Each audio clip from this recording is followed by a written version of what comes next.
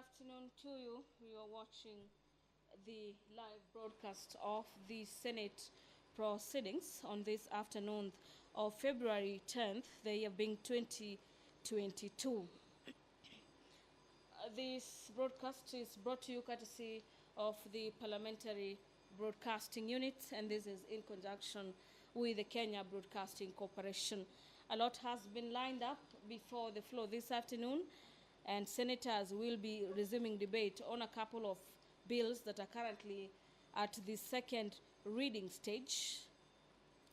And the first bill in the order paper this afternoon is a bill by nominated Senator Abshiro Halake on the preservation of human dignity and matters protection of economic of social rights bill, being a Senate Bill number 21 of 2022. Thereafter, the House is going to move into the Committee of the Whole, where the committee will be considering and making amendments to a variety of bills, and the Heritage and Museums Bill, the County Oversight and Accountability Bill, the County Government's Amendment Bill, the Intergovernmental Relations Amendment Bill, Bill number 37 of 2021, as well as the Lifestyle Audit, a bill by Senator Farhia Haji, are some of the bills that will be considered by the Committee of the Whole. The Coconut Industry Development Bill, Bill number 24 of 2021 by the Chairperson Standing Committee on Matters Agriculture, is also a bill that senators will be making their input on this afternoon session. The Chairperson Standing Committee on Matters National Security, Defense and Foreign Relations will be petitioning the House. This is in regards to matters concerning the circumstances which led to the murder of Miss Joanna Starchberry, and this being a report that followed a petition before the floor of the House. The chairperson will be tabling that particular report in regards to that particular petition. A couple of papers also set for tabling, and these are the report of the Auditor General on how different county governments managed their finances for the financial year ending June 2019 as well as June 2011. The report varies from the Baringo County. Another county is Nyandarua. There will also be a report by the Auditor General on the financial statements of I-10 Touchback Water and Sewerage Company for the year ended 30th June 2019. A couple of statements will be made before the floor of the House, where members will be seeking a variety of answers. And this is pursuant to Standing Orders number 48, subsection 1.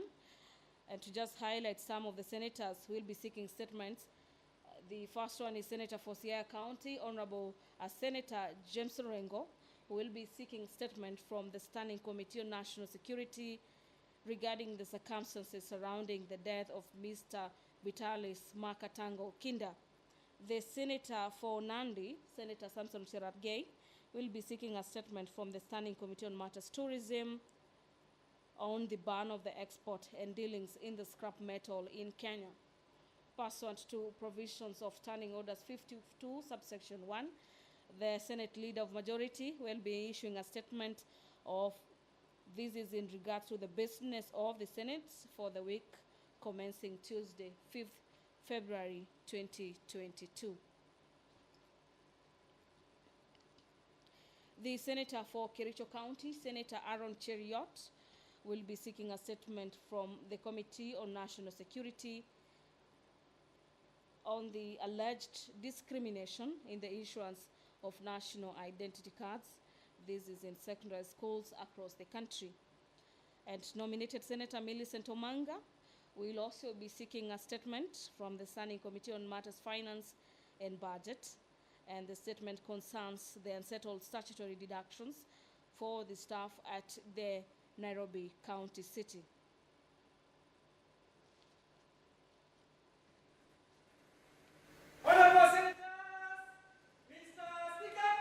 A total of 30 reports from the Auditor General will be tabled before the floor this afternoon.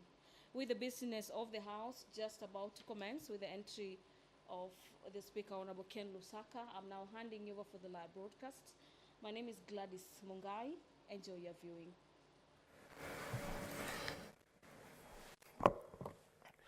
Let us pray.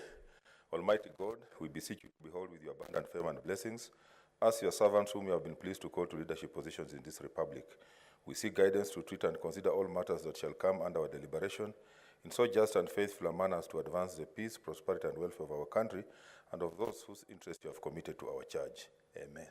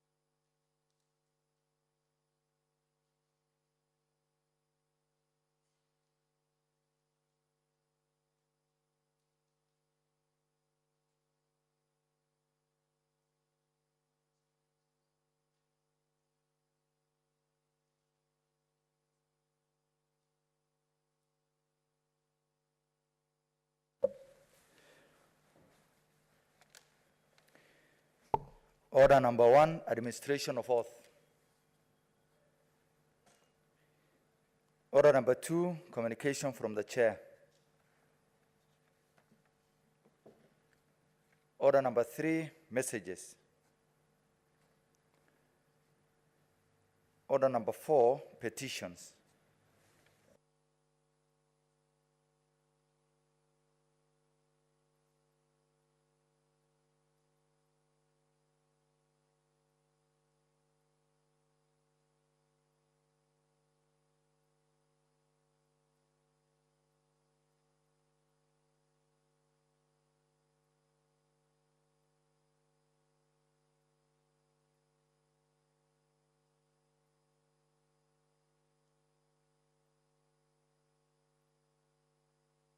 Chair, National Security.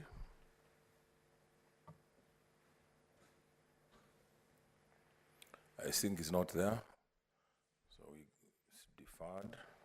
Let's go to the next order.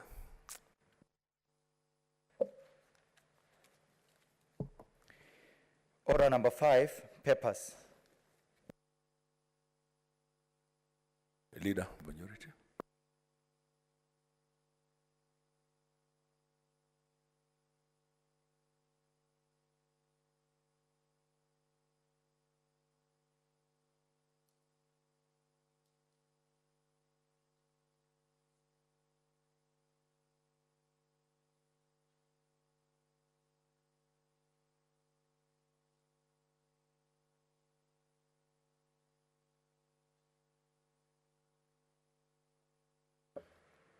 Mr. Speaker, sir, I beg to lay the following papers on the table of the Senate today, Thursday, 10th, the 10th of February, 2022. 1, report of the Auditor General on the financial statement of Baringo County Executive Members Mortgage Scheme Fund for the year ended 30th June 2017.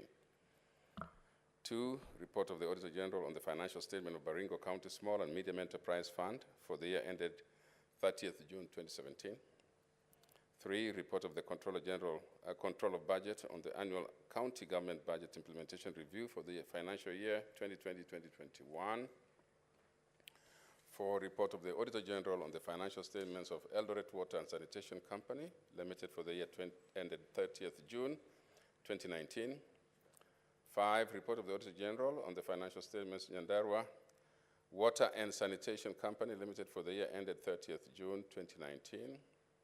6, report of the Auditor General on the financial statement of Tana Water Works Development Agency, formerly Tana Water Services Board, for the year ended 30th June 2019. 7, report of the Auditor General on the financial statements of Limuru Water and Sewerage Company, Company Limited for the year ended 30th June 2019. 8, report of the Auditor General on the financial statements of Itentam-Batch Water and Sewerage Company Limited for the year ended 30th June 2019. 9, report of the Auditor General on the financial statements of Gatanga Community Water Scheme for the year ended 30th June 2019. 10, report of the Auditor General on the financial statements of Mandera Water and Sewerage Company Limited for the year ended 30th June 2019. 11, report of the Auditor General on the financial statements for Kwale Water and Sewerage Company Limited for the year ended 30th June 2019. 12, report of the Auditor General on the financial statements of Nakuru Rural Water and Sanitation Company Limited for the year ended 30th June 2019. 13, report of the Auditor General on the financial statements of Busia Water and Sewerage Services Company Limited for the year ended 30th June 2019. 14, report of the Auditor General on the financial statements of Kahuti Water and Sanitation Company Limited for the year ended 30th June 2019. 15, report of the Auditor General on the financial statements of Naivasha Water and Sanitation Company Limited for the year ended 30th June 2019. 16, report of the Auditor General on the financial statements of Amatsi Water Services Company Limited for the year ended 30th June 2019. 17, report of the Auditor General on the financial statements of Kikuyu Water Company Limited for the year ended 30th June 2019. 18, report of the Auditor General on the financial statements of Gusi Water and Sanitation Company Limited for the year ended 30th June 2019. 19, report of the Auditor General on the financial statements of Githunguri Water and Sanitation Company Limited for the year ended 30th June 2019. 20, report of the Auditor General on the financial statements of Migori Water and Sanitation Company Limited for the year ended June 30th, 2019. 21, report of the Auditor General on the financial statements of Nyeri Water and Sanitation Company Limited for the year ended 30th June 2019. 22, report of the Auditor General on the financial statements of Nanyuki Water and Sewerage Company Limited for the year ended 30th June 2019. 23, report of the Auditor General on the financial statements of Nyahururu Water and Sanitation Company Limited for the year ended 30th June 2019. 24, report of the Auditor General on the financial statements of Kirinyaga Water and Sanitation Company Limited for the year ended 30th June 2019. 25, report of the Auditor General on the financial statements of Embu Water and Sanitation Company Limited for the year ended 30th June 2019.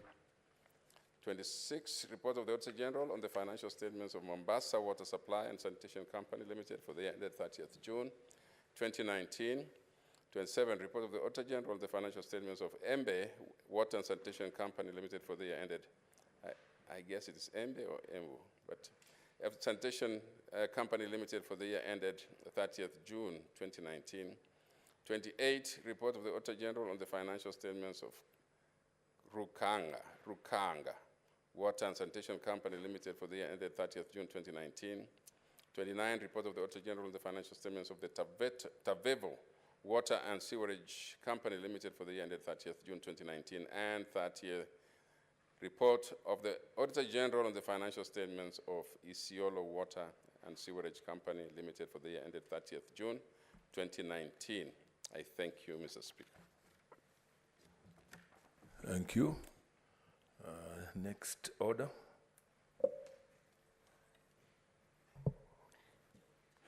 Order number 6, notices of motion. Order number 7, statements.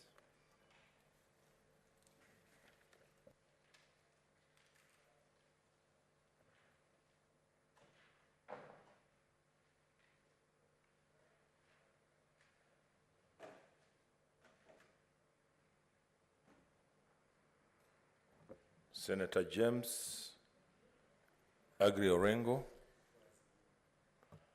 I don't see him, he deferred.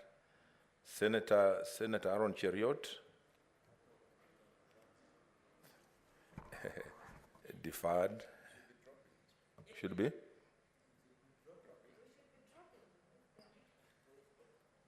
Okay, nominated Senator Millicent Omanga. Dropped. Senator Samson Cherargei.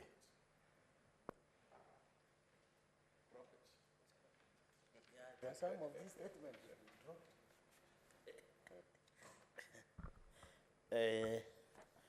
Mr. Speaker, request for statement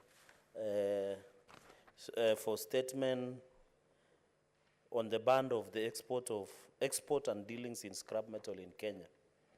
Mr. Speaker, sir, I rise pursuant to Standing Order 48-1 to seek a statement from the Standing Committee on Tourism, Trade and Industrialization on the ban and export and dealings in scrap metal in Kenya. And Mr. Speaker, you have to note that people who live and deal and do scrap metal business are around 3 million Kenyans. In the statement, the committee should, 1, state the policy behind the indefinite and inconsiderate ban on scrap metal export and dealings in Kenya, giving reasons for the move. 2, state whether relevant stakeholders in the industry were involved. 3, state the number of culprits that have been brought to book concerning vandalism, malpractices, to protect the sector instead of the total ban, which is causing joblessness, anguish, pain, and hurting genuine business people in the trade. Number 4, Mr. Speaker, sir, state the precautionary measures, if any, the government has put in place to cushion the thousands of workers who work in this industry whose jobs have been affected by the move, considering that large manufacturing companies such as Associated Battery Manufacturers, ABM, Mr. Speaker, and you saw the MD even saying that they have closed business and they are likely to move out of the country and therefore losing revenue, and people who have lost jobs have warned of imminent closure due to lack of raw materials by the Associated Battery Manufacturers. Mr. Speaker, the final one, state the targeted measures, if any, that the government has put in place to curb illegal dealings in the sector while providing clear timelines for proper regulatory frameworks to be put in place. And it is important, Mr. Speaker, with your indulgence, that this matter be expedited, if it is possible, even not the usual 14 days, at least within the next few days, Mr. Speaker.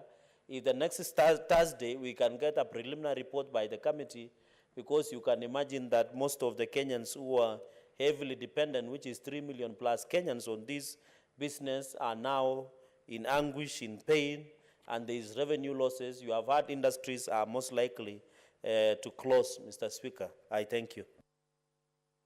Senator Bogisho.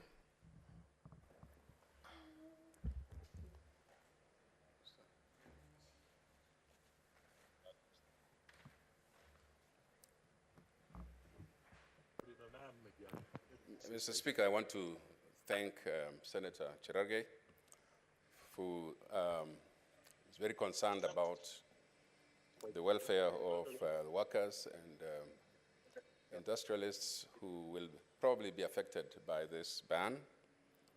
Speaker, it is important that, in my view, that as the committee, whichever committee is going to deal with this, to expedite is true. However, Mr. Speaker, we know that a lot of the things were caused by people who have not been very faithful. Even though there are many people who benefit from this, there are many who vandalize communications, vandalize infrastructure, vandalize. Point of order. Where is the point of order from? Mr. Speaker, even strangers can ask for point of order. You never know. Yeah. Since I can't see anybody.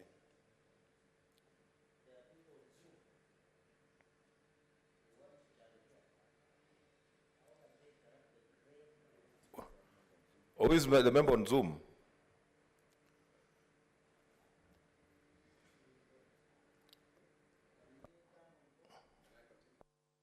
Continue. Mr. Speaker, I think that I'm just saying basically that the people in this sector, Mr. Speaker, should be ready themselves to also help in the fight against the illegal and the destruction of property, and also help not to purchase some of these scrap metals, Mr. Speaker, knowing very well that they come from infrastructure or they come from communications or from whatever.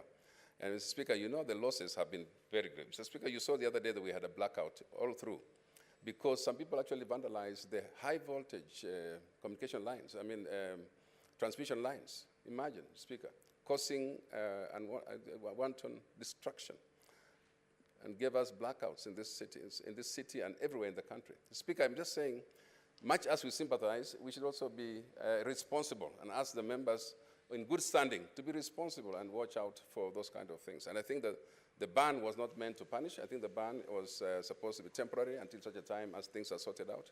And so I hope then that the committee responsible will quickly return with help, with advice, and with answers as has been asked. But I do want to say it's a good move that we are concerned about industry.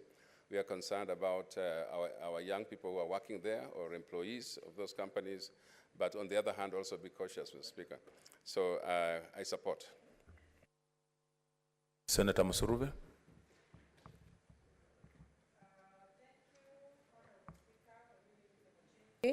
And I want to thank Senator Cherake for this statement and the concern that he has for the common Kenyan.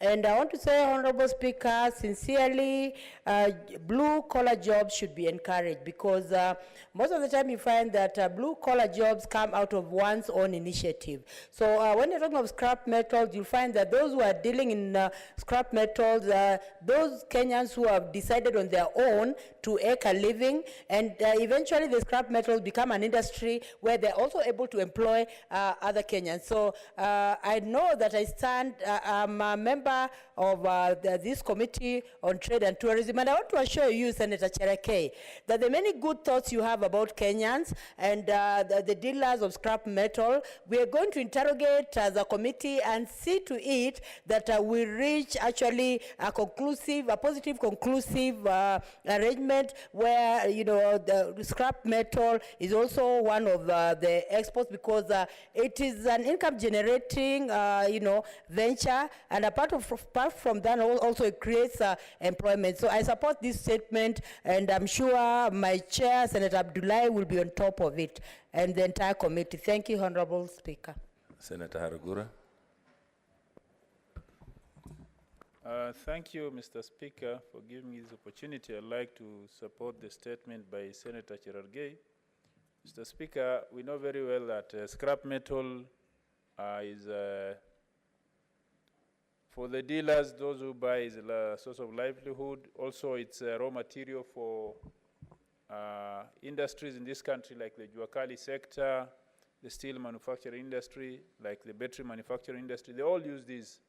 But this is a balancing act because in trying to source for this scrap metal, we have seen what has been done, even power lines, the pylons have been vandalized, and we have had the country plunge into blackout because of that, and I believe that is one of the reasons why the government has banned the export of this and dealing in scrap metal. But there is need to balance the two. Here is a balancing act. While considering that this source of livelihood, there must also be enough measures to make sure that the scrap metal is not sourced by vandalizing useful utilities, but strictly from the unused or the now not useful sources, like maybe the already used things like the motor vehicle parts from scraps and all that. There must be a very clear policy on where scrap metals can be sourced from, and that policy needs to be put in place. And I think that is what this statement is about. The government putting in the necessary policy to curb illegal dealings while still allowing the legal dealings to continue. Mr. Speaker, I support and I hope that the committee will act with speed so that the Kenyans who have been benefiting from these sectors are also not made to stay out of getting their means of livelihood from this sector while still having proper policies in place. So there's need to urgently come up with a policy and implement it so that both sides benefit. Thank you, Mr. Speaker.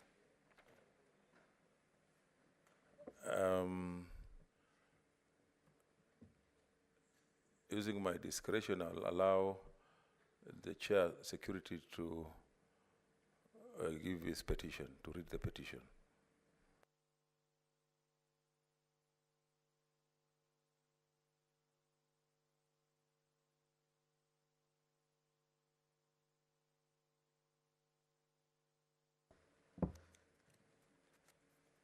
Mr. Speaker, I beg to lay the following petition report on the table of the Senate today, 10th February 2022.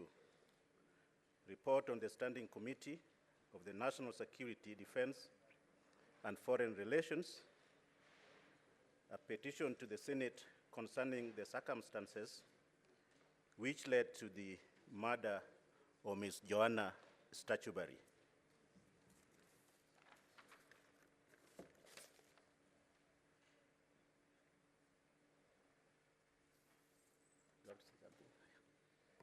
Mr. Speaker, if you would recall this petition regarding the murder of Ms. Joanna Statuberry,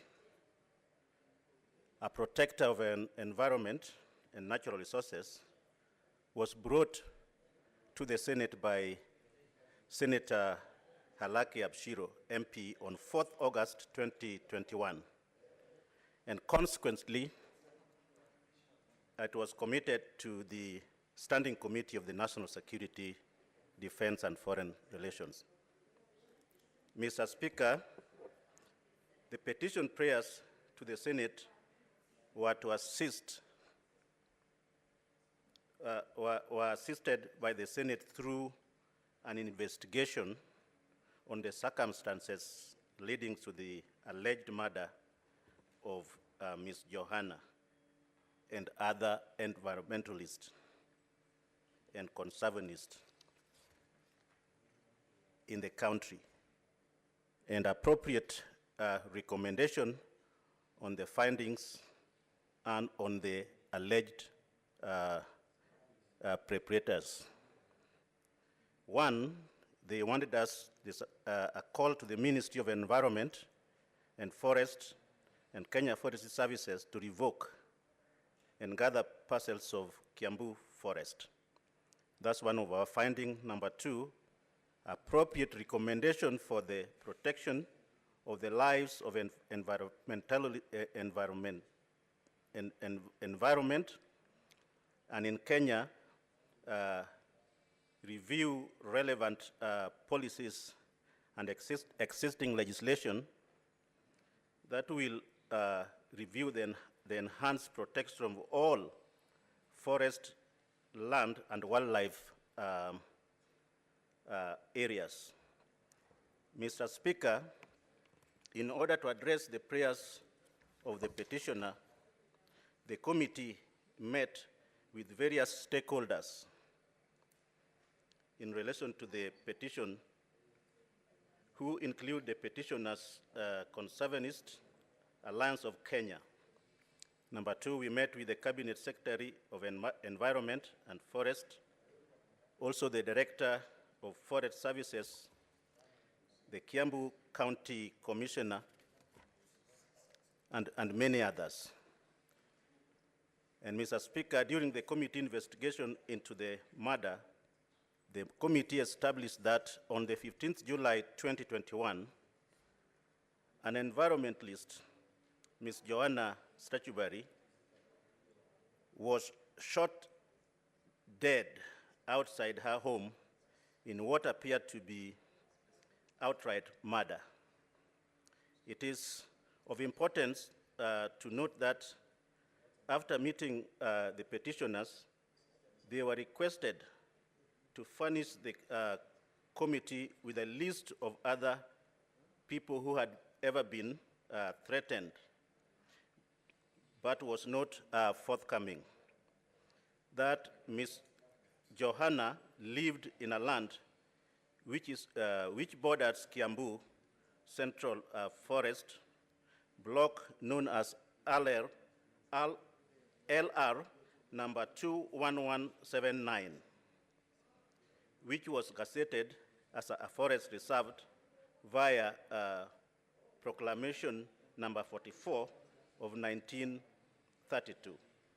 That on the 5th February 2018, the deceased received information about illegal encroachment by developers on Kiambu gazetted forest land, which bordered wetland and single-handedly confronted the developers who were constructing an illegal road.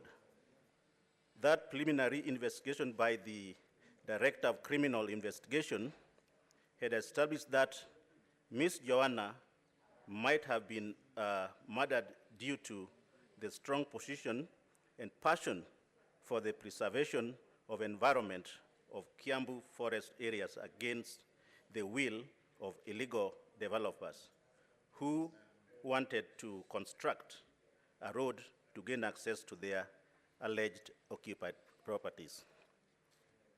Mr. Speaker, as I conclude, that it is now my distinguished pleasure and duty to table the report of the Standing Committee of the National Security, Defense and Foreign Relations in regard to the petition of the alleged murder of an environmentalist, Ms. Joanna Statuberry. Therefore, Mr. Speaker, I beg to, is it? That's it. And I thank you, Mr. Speaker. Thank you. I just want to go through the statements again. Okay. Yes, Senator Cherargei, okay. Thank you, Mr. Speaker, for this opportunity. I want to thank the acting chair, of Security Committee, and I saw his advert today in TV that he wants to be the Kisumu governor. Mr. Speaker, one thing that I note which is of concern, our condolences to Mrs. Joanna Statuberry, because it's unfortunate that she was murdered for her defense on the protection of environment. Two things that this committee failed to tell the House, and the chair must be serious. One, in the report the committee says, Mr. Speaker, that this very good lady was murdered. It was an outright murder. The question should be, what were the recommendations? I would have expected the committee to tell us that they have involved the DCI and the police to ensure the people who killed this lady are brought to book. The committee should have been gracious enough by providing us with the status report on the investigation into the alleged murder of Madam Joan that was killed outside our compound, Mr. Speaker. So number one. So number two, the committee has just been wishy-washy, not being specific on what measures that the committee intends to take henceforth, because the point is, what we really wanted to know is, why was she murdered, for what reasons, who are behind her, and what happens to the fight that he has been having in the protection of the environment. I agree with other findings that they have done, which is okay. But the bottom line that Kenyans would really want to know, Mr. Speaker, through you and our very good chair of national security, is what happens. You know, you should have told us the EACC and this committee, Mr. Speaker, with quasi-judicial mechanisms, they can even direct the DCI to expedite the investigation into the alleged murder, Madam Speaker, because that murder sent a wrong signal, especially to many people and foreigners who work in the country. that is giving Kenya a bad name, that this country is lawlessness. There are many Kenyans that are killed, Mr. Speaker, and no one goes ahead to find out why, the reason they were killed. We have several that have been killed through extrajudicial killings. You have had cases where even bodies are found, even in the neighboring county for him, like River Yala. We had others in Savo, Mr. Speaker. We had others in Tana, here in Garissa. So we really need to be careful so that we don't just, Kenyans are being killed, they are put into sacks through extrajudicial killings, they are being thrown into rivers. What happened to the sanctity of life that we talk about, Mr. Speaker? So, Mr. Speaker, I really want to call upon the Committee of National Security. I believe in its chairman, the senator, my neighbor, Senator Fred Outa. I always know he's a rabble-rouser, but I don't know why he feared to slay the dragon at this point. I know he enjoys a close working relationship with government. He should have used those networks, Mr. Speaker, to even tell the family of our sister or even other activists or other Kenyans. They would have really wanted to know the status of investigations into the alleged murder of our environmentalists. So for those many remarks, I think the committee can still look at their report, but at this point, Mr. Speaker, I am a bit cagey to say that I support this report. I think the chair should be given more time to give us hard-hitting and practical recommendation. I thank you, Mr. Speaker. Senator Stewart Mazayo.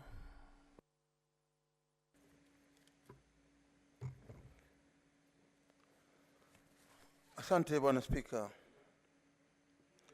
Bwana Spika, ni jambo la kusikitisha kama ripoti ya chairman itakuja hapa na hiyo itakuwa kama ni ripoti ya kawaida.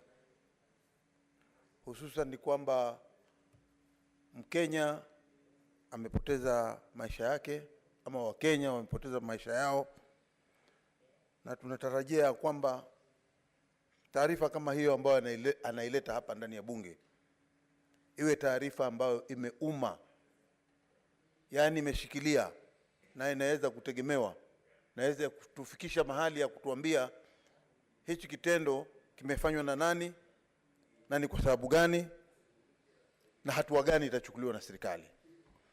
Bwana Spika, jambo la kusikitisha leo, huyu mama anaitwa Joan aliuawa na imekubalika kabisa kwamba aliuawa, lakini baada ya hapo ni hatua gani imechukuliwa kuona kwamba wale watu waliofanya kitendo hichi cha kinyama wamechukuliwa hatua?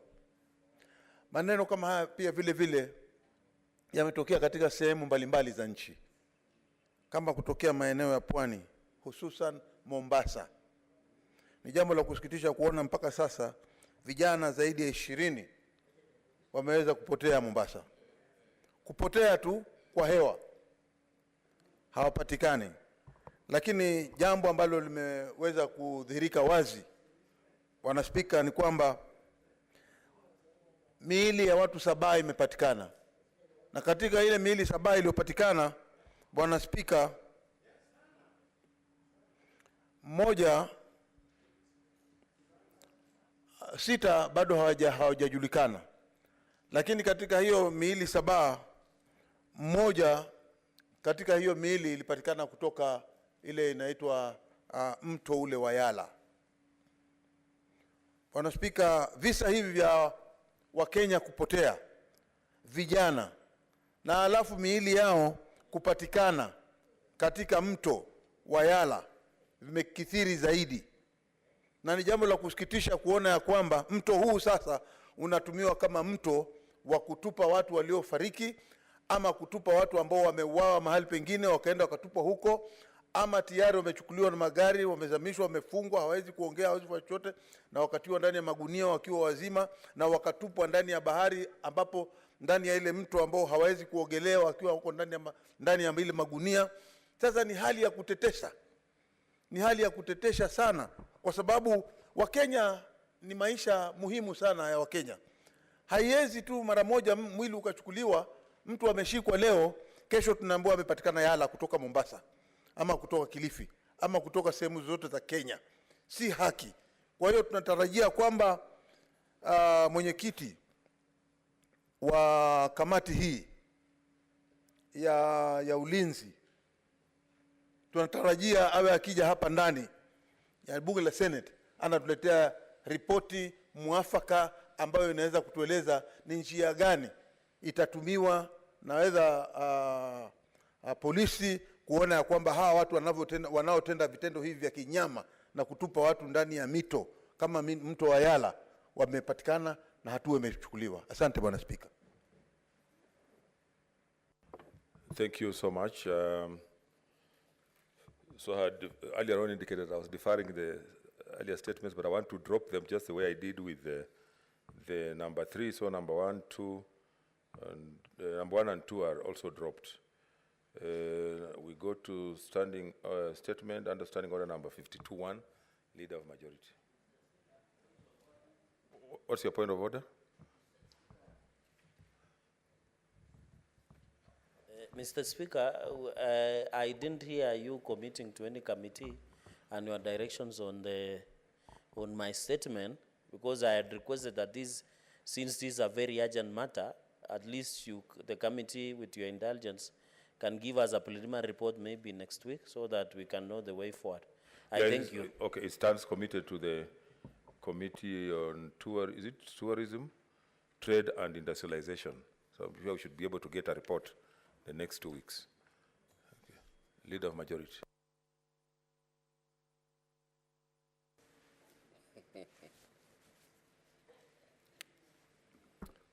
Mr. Speaker, I beg to give a statement on the business of the Senate for the week commencing Tuesday, 15th February 2022, pursuant to Standing Order 52-1.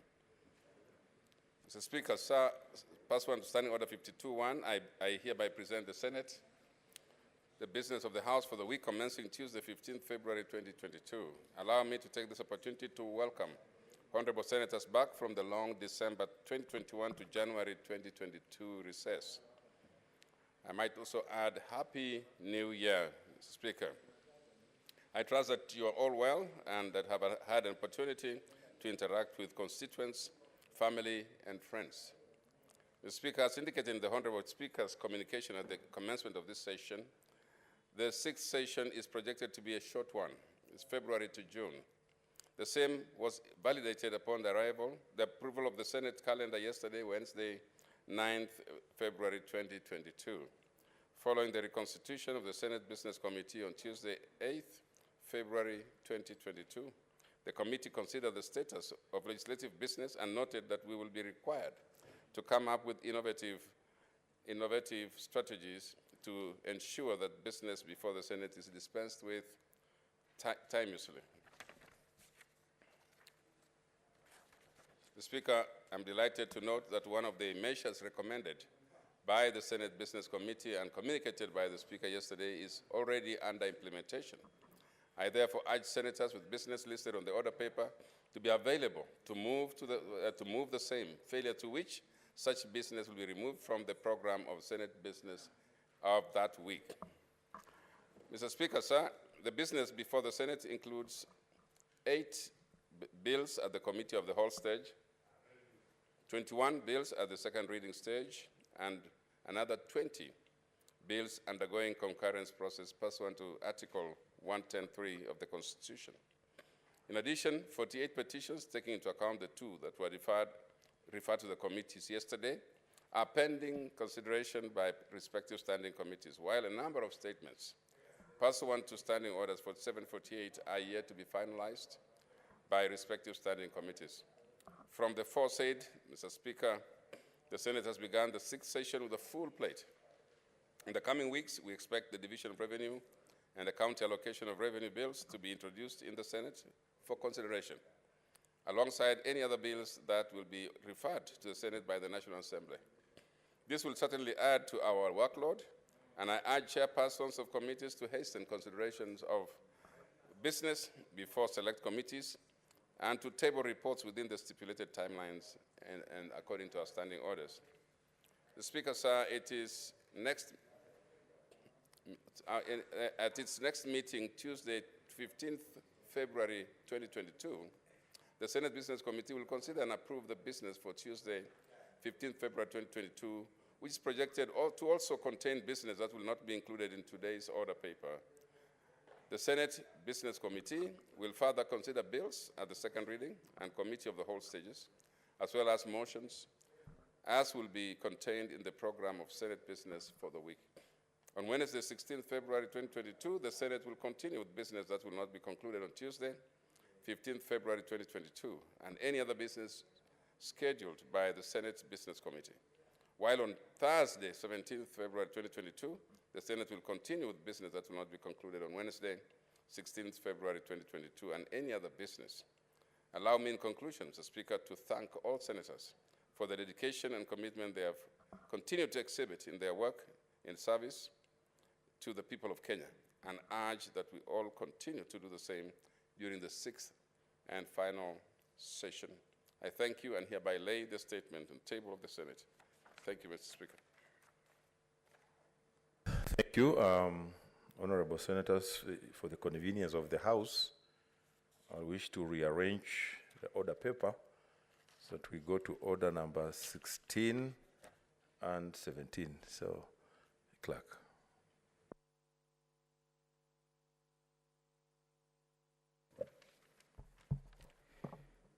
Order number 16, the Irrigation Amendment Bill, National Assembly Bills number 12 of 2021, second reading.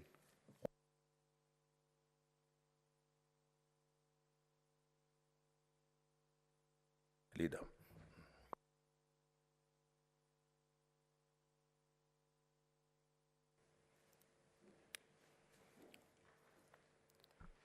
Mr. Speaker, sir, I beg to move that the Irrigation Amendment Bill, National Assembly Bills number 12 of 2021, be now read as second time. The Speaker, a little about the progression and the journey that this bill has traveled. The bill was published on the 16th April 2021, passed by the National Assembly and referred to the Senate on the 21st of October 2021.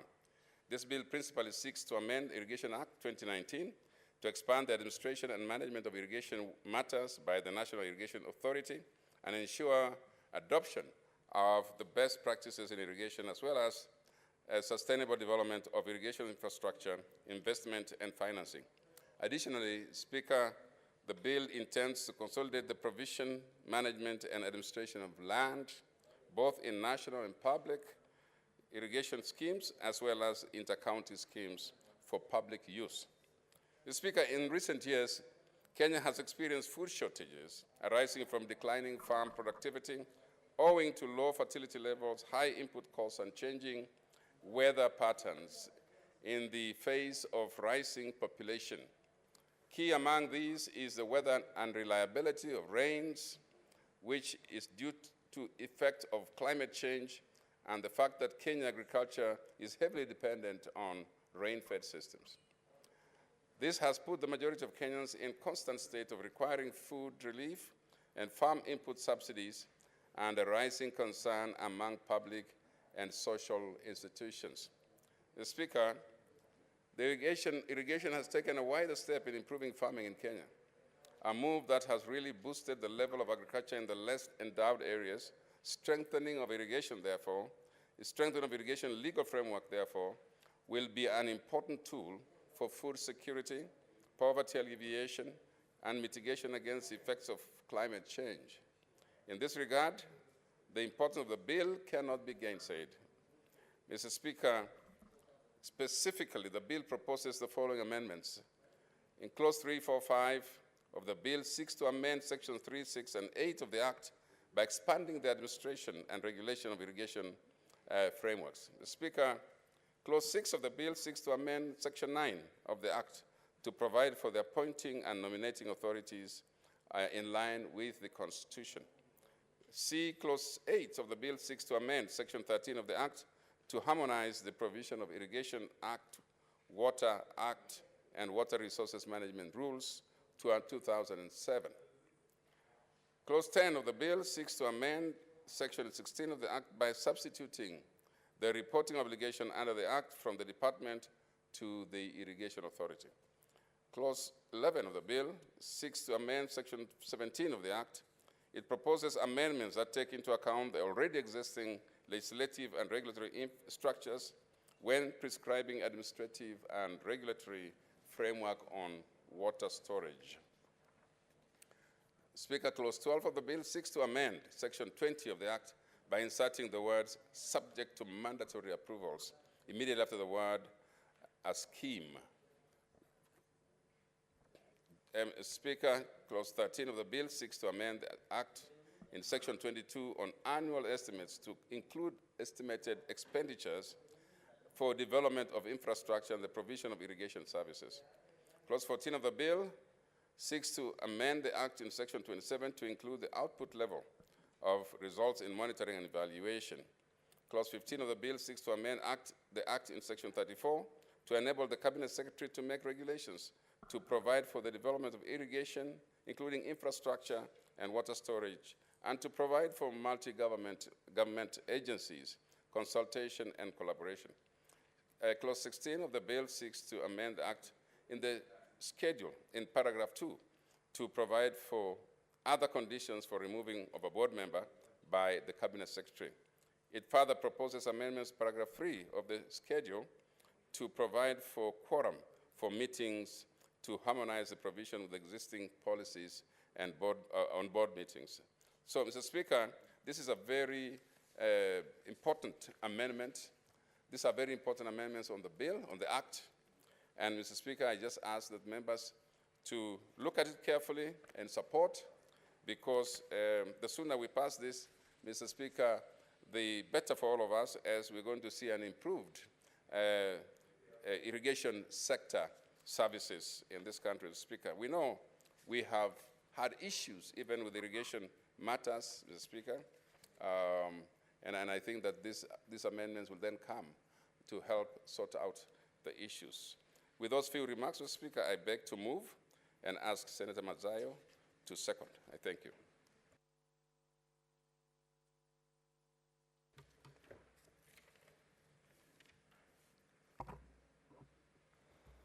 Asante Bwana Spika.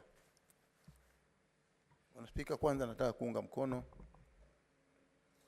hii bill ya mageuzi kidogo katika unyunyizaji wa maji.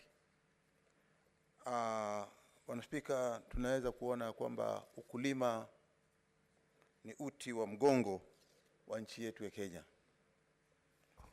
Na hususan bili hii ikiwa inahusikana na unyunyizaji wa maji, ni kumaanisha ni jukumu muhimu sana katika nchi yetu, ili kuona ya kwamba tumeweza kutengeza chakula cha kutosha, ama mimea ambayo inaweza kuzaa vyakula vya kutosha kustahimili wa Kenya, kwa sababu tunakumbwa na janga la njaa mara kwa mara. Kwa hiyo hii ni sekta ambayo ya unyunyizaji wa maji katika mashamba itaenda kwa muda mrefu kusaidia wa Kenya. Baa la njaa katika Kenya tunajua ni donda sugu ambalo kila mwaka wa Kenya tunaweza kuwapoteza katika maisha yao. Kwa hiyo mimi nikiunga mkono hii bill ambayo inaleta mageuzi kidogo hapa na pale, ni kwamba inaweza kutengeza sheria ikakuwa muafaka kuhusikana na unyunyizaji wa maji katika nchi yetu, na ikasaidia sheria hii. Mimi naunga mkono. Asante sana Bwana Spika. I propose a question which is the Irrigation Amendment Bill, National Assembly Bills number 12 of 2021 be read a second time. Senator Cherargei.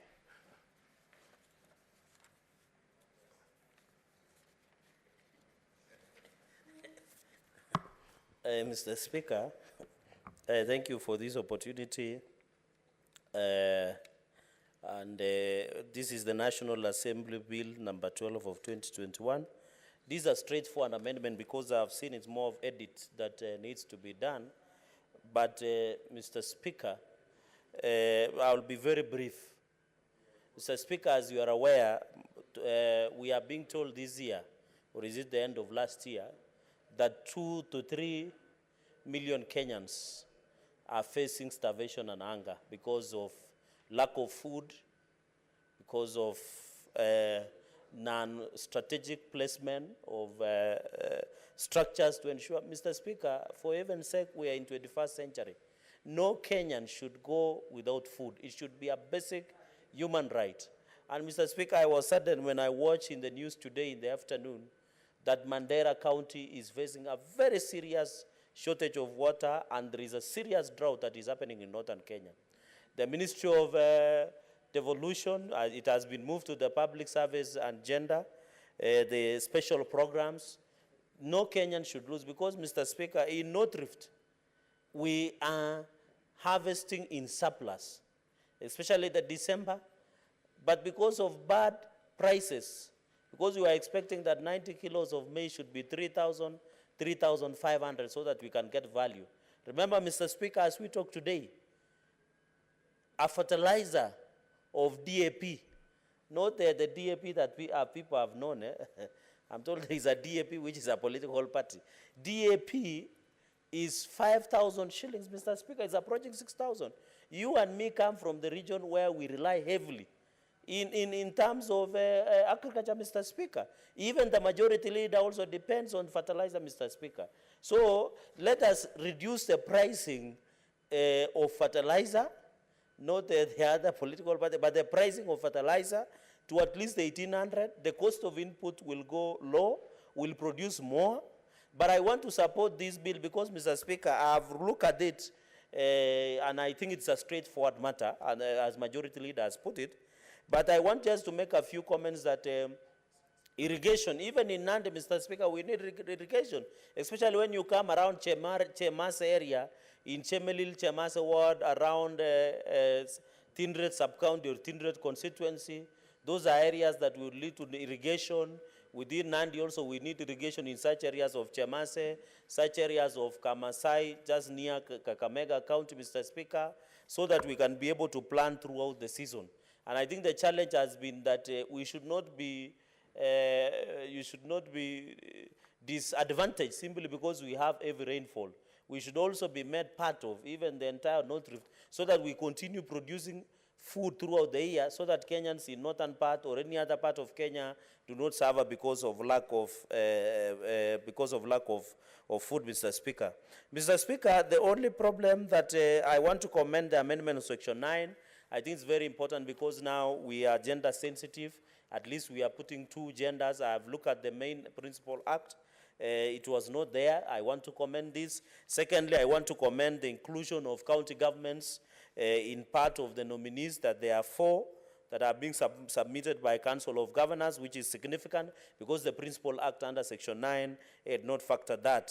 And of course, although the national government, I don't know why the national government would want to have its thumbprint in every department, but okay. And then I agree with the drawing. At least, Mr. Speaker, if you look at it, they have tried to get people of civil engineering, economics, water engineering. I think these are basic understanding of what is happening, Mr. Speaker. The only place I have a problem with, Mr. Speaker, is the Section 17. Section 17, and that will end my comment. I will allow other colleagues to comment. Mr. Speaker, when you look at the 4th schedule, water is devolved. When you read the principal act, there is mischief here, Mr. Speaker, because they say the Cabinet Secretary shall, in consultation with Water Resource Authority Secretary, the National Water and Storage Harvesting Authority, the National Land Commission, the Council of Governors, and other stakeholders, prescribe administrative and regulatory frameworks, water storage, existing and future irrigation requirements. That is in the principal act. I think it's the same. But where I have a problem is when you look at the introduction of sub-article 2, without prejudice to subsection 1, the Cabinet Secretary shall ensure that irrigation development are planned and implemented. But what we are forgetting, Mr. Speaker, is under the 4th schedule, the role of water has been fully devolved. So the Ministry of Water should be minimal. It should have been minimal as the smallest mustard seed that the Bible talks about it. That is only the smallest seed, Mr. Speaker, in Matthew. So I don't know why the minister will have sweeping powers and saying without prejudice, which it can mean it can ignore. I wish they would have said, shall ensure that in consultation with county governments, Mr. Speaker, because we are the protector of devolution under Article 96. These small amendments, Mr. Speaker, and you know when I used to be the chairman, JLAC, they used to bring omnibus. You can, Mr. Speaker, we are reversing the gains of devolution by doing this minimal, and the retired judge will understand this better, Justice Stewart Manzayo, is that they are bringing very small changes, but very little and dangerous to devolution, Mr. Speaker. So, Mr. Speaker, you cannot tell that the stakeholders can participate in the formation and formulation of the policy of irrigation and also implementation, but you can come and tell the minister you can still come through the back door and come up with any implementation, which means we are just, in other words, taking back to where we are trying to run away from. And that is why you find the Ministry of Water is controlling a lot of money that should have been used through revenue allocation and ensure, Mr. Speaker, we give our people water. The biggest threat, in fact, in Kenya, Mr. Speaker, we should no longer be discussing about waterborne diseases. We should no longer be discussing that Nairobi does not have water. Yet the function has been devolved. I agree that it should be cross-cutting in terms of policy directions that have been provided, Mr. Speaker. So, Mr. Speaker, I really want to say that this is a threat to devolution, this provision. I wish the parent act should have been retained the way it is. The replacement and repealing is just in the wording that you are giving sweeping powers to the, and of course, when you say in such a manner to reduce conflicts in water resources, who is better placed to reduce conflicts if it is not the local county government, if it is not the local administration that can be reached, if it is not the local MCA? How can Minister Cecil Kariuki resigned? How can there is no minister in that ministry at the moment? How can the minister in Nairobi know the problems that people are facing in Mandera, in Wajir, in Nandi, in West Pokot? I thought the best placed person is the governor, because he understands the nature of conflicts that we have. So, Mr. Speaker, I think I will bring an amendment to that. I know the worry of the majority leader is that this matter might go back, Mr. Speaker, to the arbitration committee or mediation committee. But let us not allow, and I want to say this, let our senators be keen. There is a systematic way of eroding the gains that devolution have made, Mr. Speaker. Finally, Mr. Speaker, on the issue of Section 34, I think I don't have a problem because it's more of an infrastructure. The issue of expenditure, Mr. Speaker, and monitoring and evaluation, I agree with amendment of Section 27.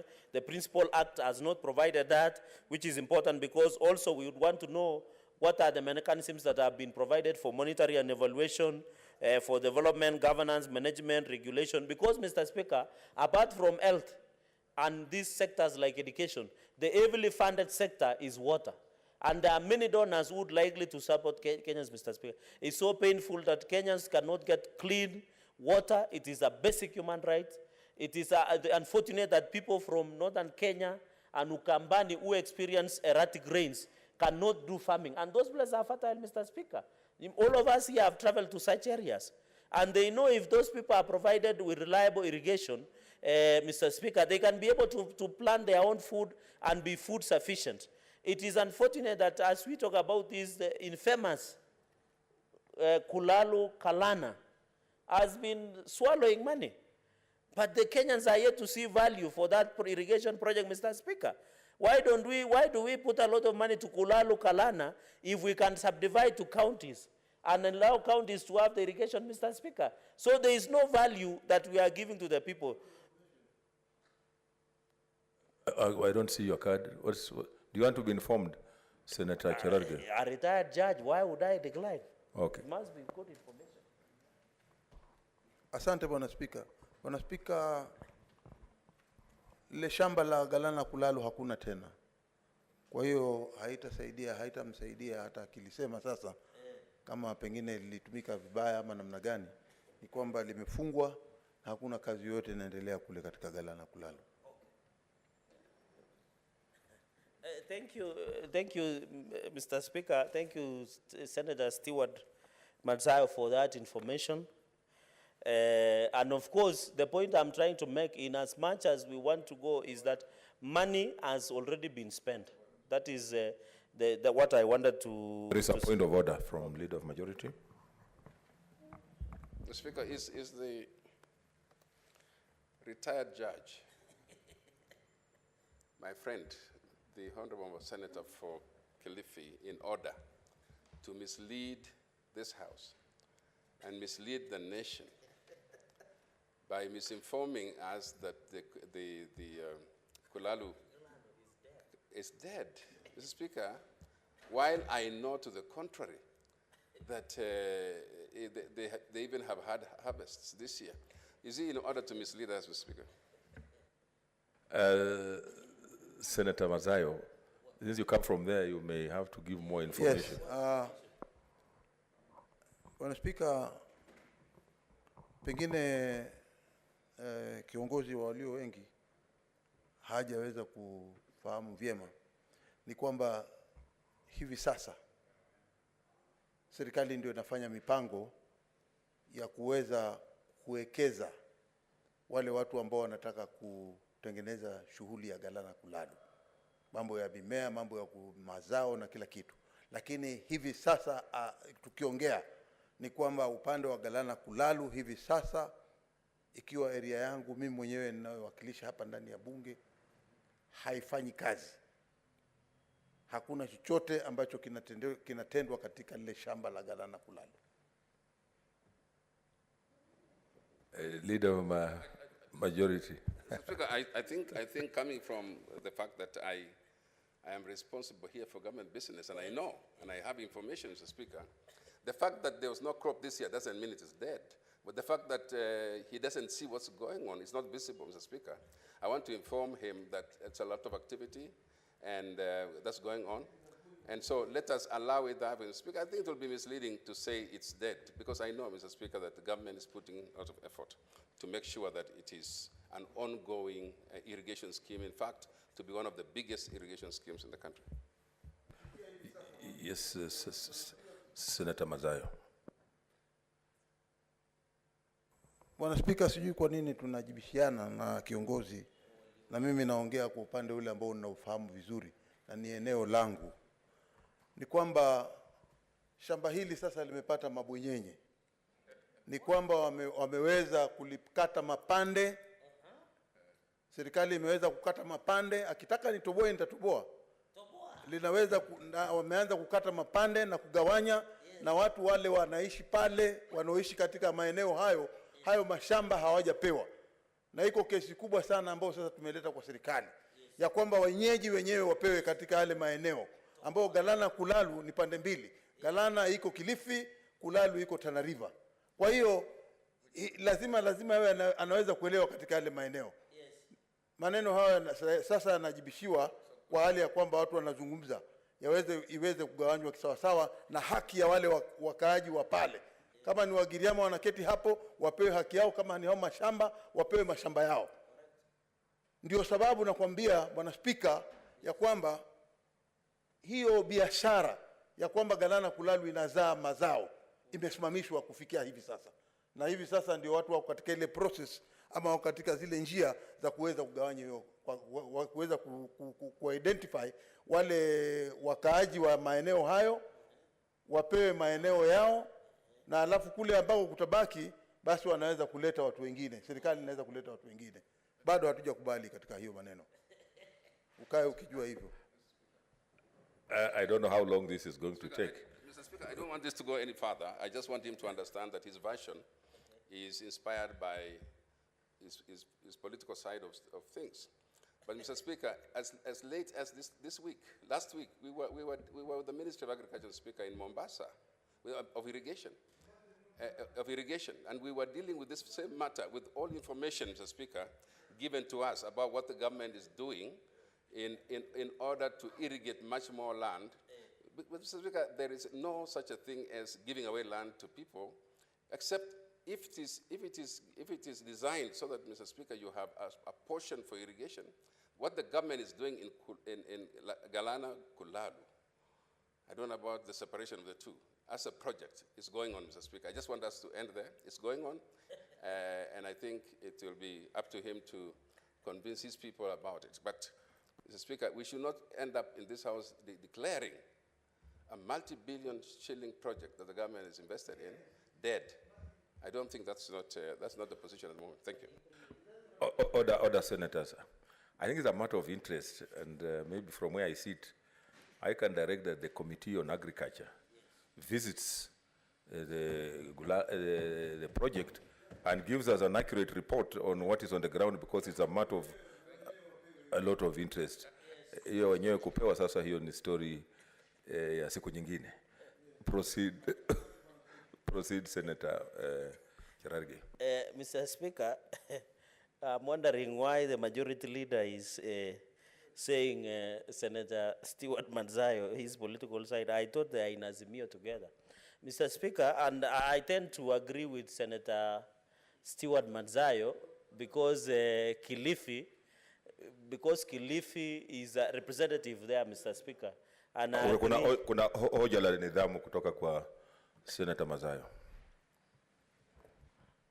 Bwana Spika, jambo tulilokuwa tunaongea hapa ni la muhimu sana. Na ni ukweli kwamba mimi na ndugu yangu Sami Pogisho tuko upande mmoja wa kisiasa katika eneo la Azimio. Na sioni sababu yoyote kwamba mtu anaweza kuleta mambo ya Azimio hapa ikiwa swala linaloangaliwa hapa ama linalopewa macho zaidi ni swala muhimu zaidi ya kwamba ni mambo ya mashamba. Kwa hiyo yeye ana haki ya kuweza kuleta mambo ya kisiasa hapa, na hali mjadala wenyewe hakuna mtu yoyote ambaye ameleta kitu cha kisiasa hapa. Nafikiria Senator Cherargei ana mtindo wa kuleta mambo ambayo hayahusiki na nyumba. Nataka nimjulishe kwamba ajaribu sana asituelekeze kwa mambo ya Azimio na mambo ya Kenya Kwanza, ili tuweze kushughulikia masuala ambayo yako katika bunge hili. Endelea. I agree, Mr. Speaker, with that, with your direction.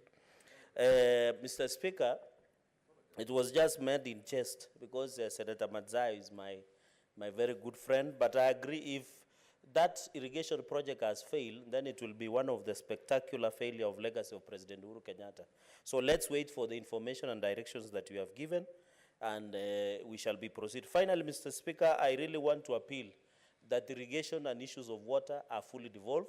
I wish, like even the example of the irrigation scheme of Kulalu, I wish county governments that are within that region would have given the heads up, so that the only role of the national government, Mr. Speaker, is just to give policy directions and stakeholder engagement. So we look into the future, but if that amendment that I have indicated of clause 11 can be amended, and I hope a majority leader will give us leeway. I know it might look tedious because we'll need to go to mediation, Mr. Speaker. If we can amend so that we don't risk clawing back clauses of devolution, Mr. Speaker, then by and large, I agree this is a straightforward amendment, and I want to commend the majority leader for bringing it. And also, I hope, Mr. Speaker, the same speed we are using to process National Assembly bills, I wish the same favor would be redone by our lower sister house, Mr. Speaker, so that our bills do not get ages there. So I hope, Majority Leader, as you pick other bills from the National Assembly, kindly be also telling them to process our bills as fast as. I thank you, Mr. Speaker. Senator Musuruve. Thank you, Honorable Speaker, for the opportunity.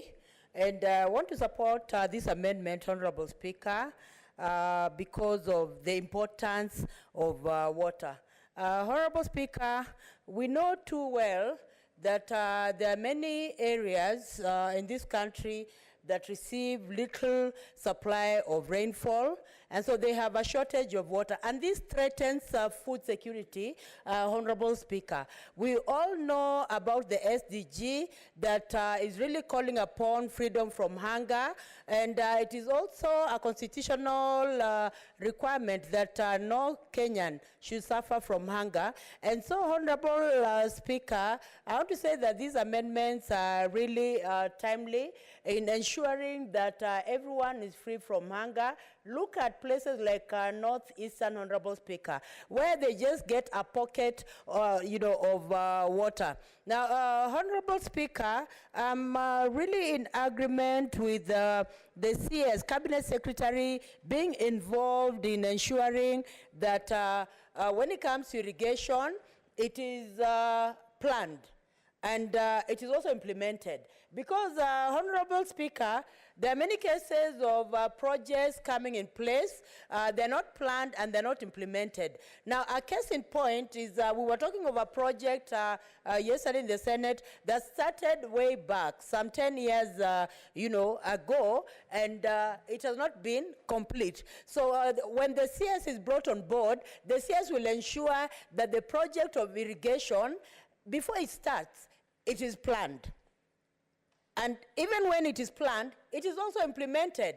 And even when it's implemented, Honorable Speaker, it needs to have a time frame of conclusion, Honorable Speaker. There's no need of, the government or county governments coming up with projects that are indefinite when it comes to completion. Now, Honorable Speaker, I also want to talk about, periodical reports about the irrigation scheme. There needs to be a periodical report in the Senate, on the floor of the Senate, even in the National Assembly, as to how the project of irrigation is going on, Honorable Speaker. So that even when money is taken there, we know for sure that the money that is being taken there is going to do a certain, project, and the money should be given in staggered form. So that by the time the project is coming to a conclusion, then that is when the contractors are given the last batch of their monies, Honorable Speaker. Honorable Speaker, I just want to also point out on an amendment that has come out clearly on 13, concerning estimated expenditure for development of irrigation, and also estimated expenditure for provision of the services, Honorable Speaker. When this project of irrigation is coming up, in whichever area, there's need to have an estimated amount of money that is going to use in terms of developing this project, and this money is also oversighted. And there's need also to have an estimate of how much money will be used in ensuring that there's delivery of this service to Wananchi, Honorable Speaker, because we are talking of freedom from hunger. And if we are going to actualize freedom from hunger, then we have to ensure that the expenditure of the project, comes out clean. The expenditure for the provision of the services also comes out clean, Honorable Speaker. So, Honorable Speaker, also the amendment that is also here, which I also agree with, that there is need for assessment of inputs, as in how much will be the input of the project, and then how much will be the output of the project, Honorable Speaker. Because if the input on a project is far below the output of the project, then, the project is not viable. The project is not really doing well. So we have to see what is the input in the irrigation project, and then what is the output. So the output is supposed to outweigh the input of the project, Honorable Speaker. And Honorable Speaker, another amendment that I feel is very important is this one to do with monitoring and evaluation system management. Now, it is important, Honorable Speaker, that when an irrigation project comes on board, it needs to be monitored, Honorable Speaker. I have seen cases where sometimes NGOs can go to a place. They even buy a very big tank to harvest water of even 60,000.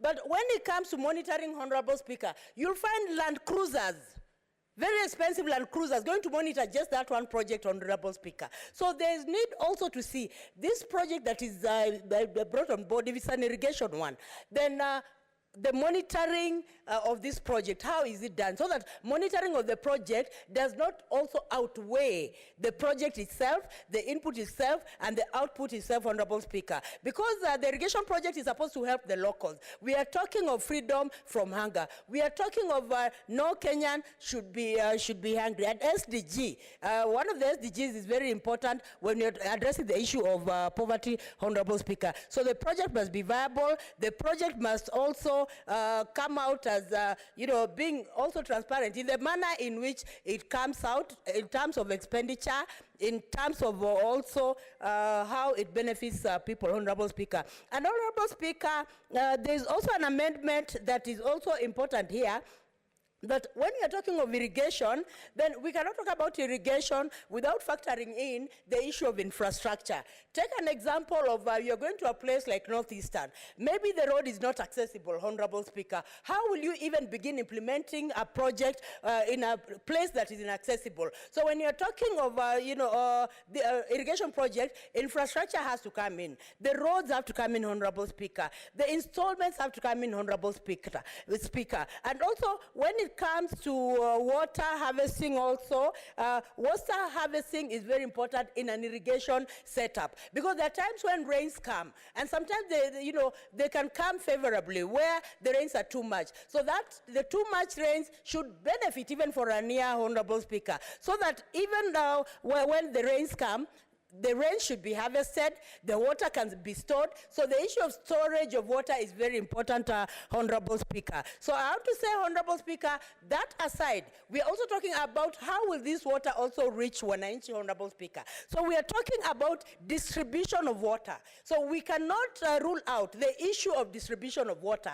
It has to come out very clearly that if a project is coming on board, an irrigation project, the roads must be clean, the water harvesting system must be clean, the storage must be clean, the distribution of water to the various points need also to come out clearly, Honorable Speaker. There are many instances when we waste our God-given water, Honorable Speaker, especially during heavy rains. That is water for free. You don't pay for it. It is water that Almighty God has given to us, Honorable Speaker. So it is just in good faith that even when you're talking about the irrigation, we also make sure that we harness this water that God has given us, so that we store it, so that we are able to distribute it to people for a better season, Honorable Speaker. I want to say, Honorable Speaker, even as talking about irrigation, we must be strategic as a nation to ensure that we are putting strategies in mind, in place, that will help, far-flung areas that have problems with water, be able to secure that water after some time, Honorable Speaker. I have seen what farmers do. Many times when farmers plant maize, they plant the maize, they dry the maize, they store the maize for a greener, for a better seasons, especially when there are dry seasons. The farmers are able to even sell that maize. The farmers are also able to use the maize, Honorable Speaker, and the maize becomes expensive. In the same way, Honorable Speaker, I'm talking about issues of utilizing the God-given rain, that when this rain comes, it needs to be harvested. It needs to be stored for a better season, so that during the dry season, we can still have water that can be used, Honorable Speaker. And we all know the benefits of water, Honorable Speaker. No household can do without water, Honorable Speaker. Even mothers, women, children, they all need water, Honorable Speaker. And even when you look at the composition of our bodies, Honorable Speaker, we are composed of water. And sometimes even when you go to hospital, Honorable Speaker, you will be actually advised to drink a lot of water because of the importance that water has, because of the role that water has, Honorable Speaker. So I want to say, Honorable Speaker, this is a very good bill, and it needs to see the light of the day. And I believe that my fellow senators will support this bill so that it sees light at the end of the tunnel. Honorable Speaker, I support.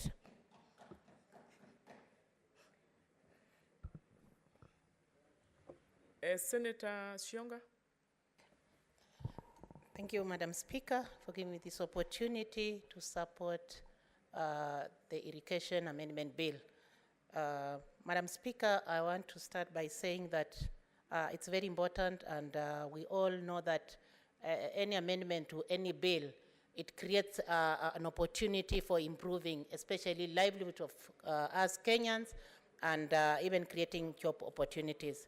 Madam Speaker, when we look at irrigation bill that has been set with us, or the amendment bill, Madam Speaker, when we look at the productivity, it's improving the productivity of Kenyans in spending on foreign exchange, especially in the importation of foreign food that we keep on importing in Kenya, whereas we have vast of land. So these irrigation schemes, if we have irrigation schemes that have been managed well or are going to be managed well, and we make use of it in terms of even investing in terms of labor, then we are improving on Kenyans. I've talked about saving on foreign exchange. Again, I say that we shall save much more money that we use when we import things like rice that we can plant in Kenya using irrigation schemes. We save a lot even on the labor market that we always import outside when people are going to look for jobs outside. And the same people, you find that they are going to work even in irrigation schemes. You can see even in Israel, the vast of land in Israel is arid. And even in Kenya, part of the land is semi-arid and arid. If we do and practice what is done in Israel in Kenya, and what the amendment is also supporting here, then we feel like we shall be in better place because we shall have saved on the labor that we exchange, we export outside.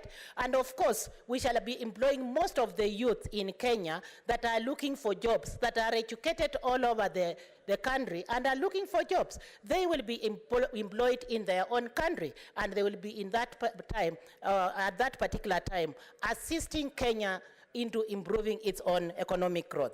Madam Speaker, I have seen also when we see this amendment, we look at the activities that work around. And most of the activities with the irrigation scheme, you find out that we have development like in terms of infrastructure.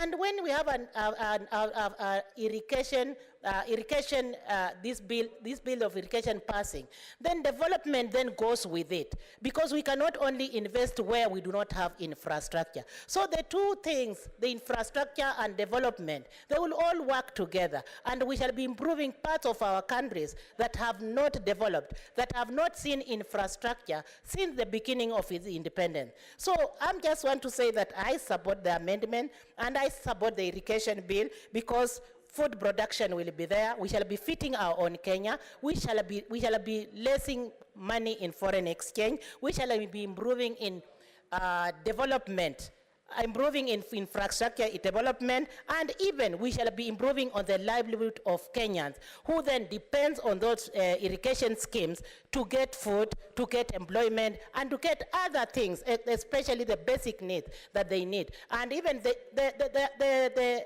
towns around the irrigation scheme can improve. We find out that when we have an irrigation scheme like in Bura or in Mwea, there are towns that start growing up. And those towns, you get that people are getting self-employment. And those are the things we want to improve in Kenya. Those are the issues we want to sort out in Kenya. And those are the benefits that Kenyans are looking forward in improving livelihood of Kenya. Otherwise, I want to thank you, Madam Speaker, and I support the amendments. Thank you, Senator. Senator Pareno Judith. Thank you, Madam Speaker, for giving me this chance to contribute to these amendments to the irrigation sector. And Madam Speaker, when I came in and saw the debate, I remembered just the other day we had a meeting with the relevant ministry, and they were doing regulations on how to regulate the irrigation system in this country. And we had very robust discussions as to whether in regulations we are going to be too mean to those that have very little to irrigate, yet very useful for sustaining our livelihoods and sustaining our usual food security. And Madam Speaker, what really caught the attention of the Delegated Legislation Committee was the Kulalu, what was the other name? I think it's Galana Kulalu irrigation scheme. The presentation that was made to us is that a whole 7 billion went down the drain. Why? Because somebody procured a company to come and do the irrigation system, to start the plant off. The money was given, and Actually, the officers told us that they could not account for the company that was dealing could not even account for the expertise that they were supposed to bring to come and do that project. So in effect, it delayed, and at the end of the day, they had to cancel that contract and that tender, and they are now restarting afresh. So my question to them was, who was this who was given this contract to do this project? Did you follow up? Who was this who was supposed to procure experts and did not procure experts, and therefore the project failed? And what have you done as a ministry or as government to ensure that that person accounts for the 7 billion that went down the drain? Did you ever arrest? Did you ever investigate? Do we have a report on that? Madam Speaker, we were shocked to be told that we are yet to start following on that, yet it is almost 7 or 5 years down the line. So our question was, did we intend to just appoint somebody to take that money down the drain? Because if we are not even following on that money, then what are we doing? So it is not the laws in this country that are insufficient. The laws are there. We keep amending. We are speaking, saying that we need food security. We do irrigation. But at the end of the day, that irrigation system is not whatever we put into action or the law that we put into place is not implemented because nobody goes to follow up on what is happening on the ground. So while irrigation is a good start, a good gesture, while food security is something that we must do as a country, we must also ensure that people are accountable to these systems that we put in place, saying that we are going to realize production of food because we are going to do irrigation, and yet somebody down the line has not been even accounted for the money that has gone west, into waste. So, Madam Speaker, I support these amendments. It is time we got serious. It is time we went back to the schemes and ensured that we have enough food in this country. Madam Speaker, I support. Thank you, Senator. Honorable Senators, I don't seem to see more interest on that amendment, and I would like to call upon the mover to make a reply.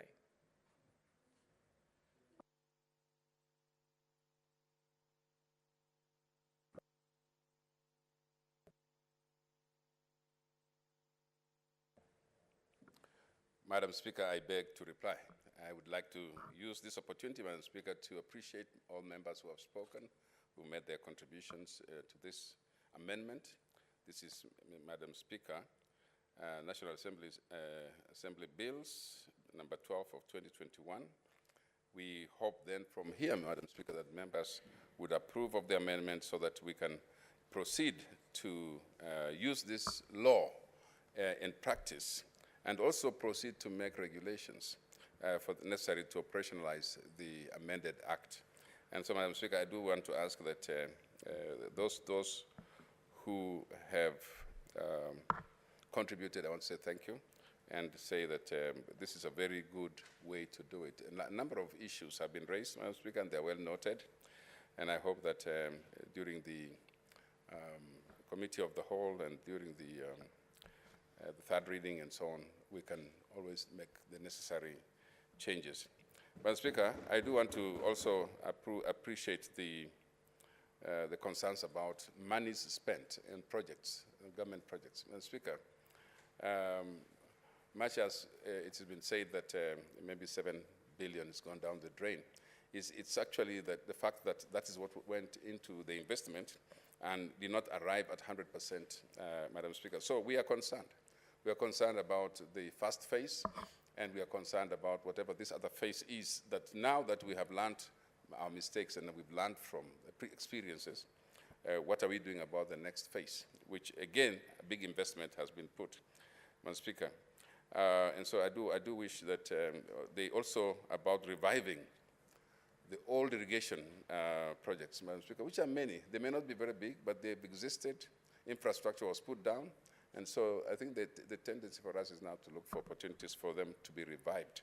And these amendments help in changing the administration so that we take greater caution. So with those few remarks, Madam Speaker, I beg to reply. And Madam Speaker, and pursuant to Standing Order 61.3, I request you to defer putting of the question to a later date. Thank you. That is granted. Next order. Order number 17, the Community Groups Registration Bill, National Assembly Bills number 20 of 21, second reading. Leader of majority.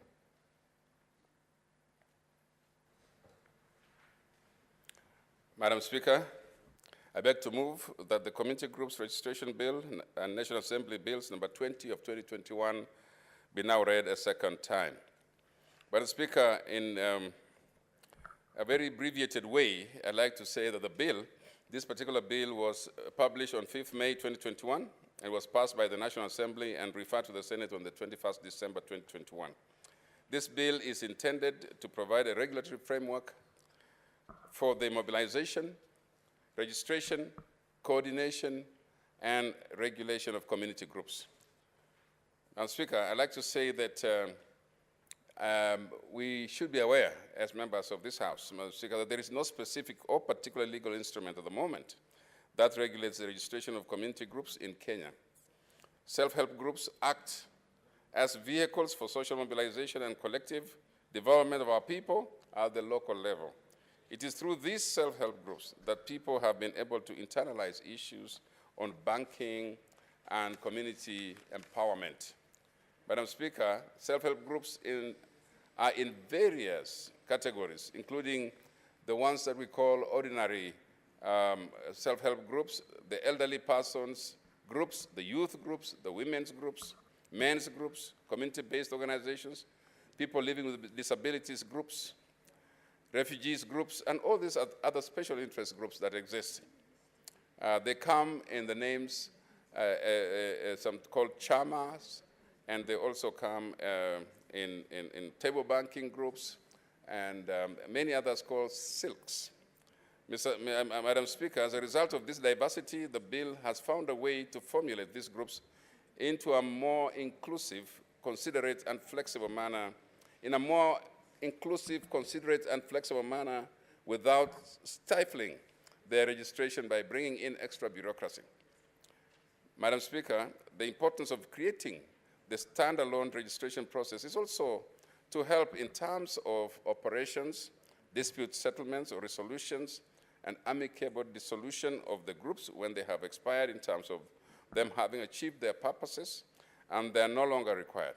Regulating these groups through law is official for national security, is also critical for national security interests, and therefore the importance of such a bill cannot be overstated.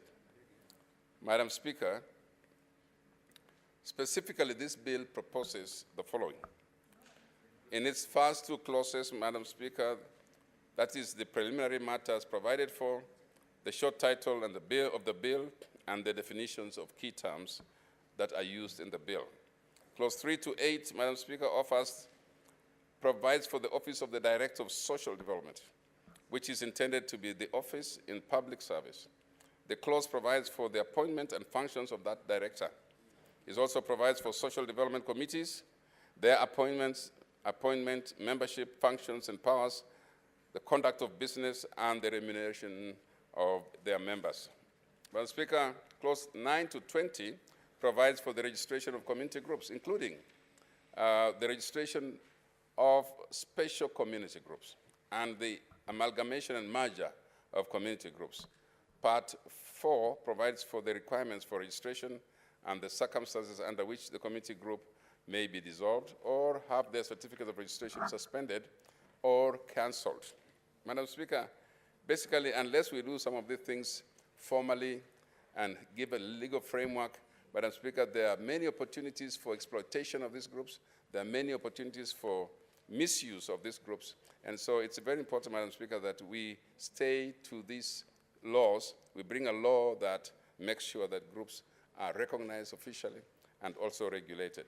Madam Speaker, clause 21 to 30 provides for the regulation of community groups, including the general objects of the community groups, the appointment and the role of office bearers, the dispute resolutions in those groups, registers of members of the community groups, and obligation to maintain the confidentiality of members' details. Clauses 31 to 37 provide for the financial matters relating to the community groups, including the maintenance of financial records. Very important, Madam Speaker. The responsibilities of treasurers over community groups' accounts. The power of the director to request information and documentation from community groups. The audit, very important, the audit of community groups' financial records, and resource mobilization activities by the community groups. And Speaker, clauses 38 to 41 provide for the general matters. Clause 38 makes it an offense to obstruct the director in the course of performing his or her duties, while clause 39 provides for the general penalty, for a general penalty. Clause 40 provides for the making of regulations, and clause 41 provides for the transitional matters relating to community groups that had been registered by the national government on coming into force of the bill. The first schedule provides for the conduct of business affairs of the county and sub-county community development committees. The second schedule provides for matters to be provided in the constitution of the community group. Madam Speaker, this is very important piece of legislation, Madam Speaker.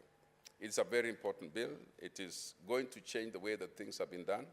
It's going to make sure that we line up activities in our country, activities that affect communities in a transparent manner, in a manner that can be held accountable. And that is why we bring this particular bill. Madam Speaker, I therefore urge members to consider and pass this important bill, which will be the instrument in providing a legal anchorage of registration, management, regulation of community groups, by whatever name we have known them. This, in turn, will create an enabling environment that provides or promotes community empowerment, self-reliance, and sustainable development of our community groups and projects. Madam Speaker, we all stand now to know that accounts, records, will be audited, Madam Speaker, so that people who have taken advantage of community groups, people who have run away with resources of community groups, now will be held to book. Madam Speaker, with those few remarks, I beg to move, and I'll ask Senator Pareno to second. Thank you, Madam Speaker. Senator Pareno.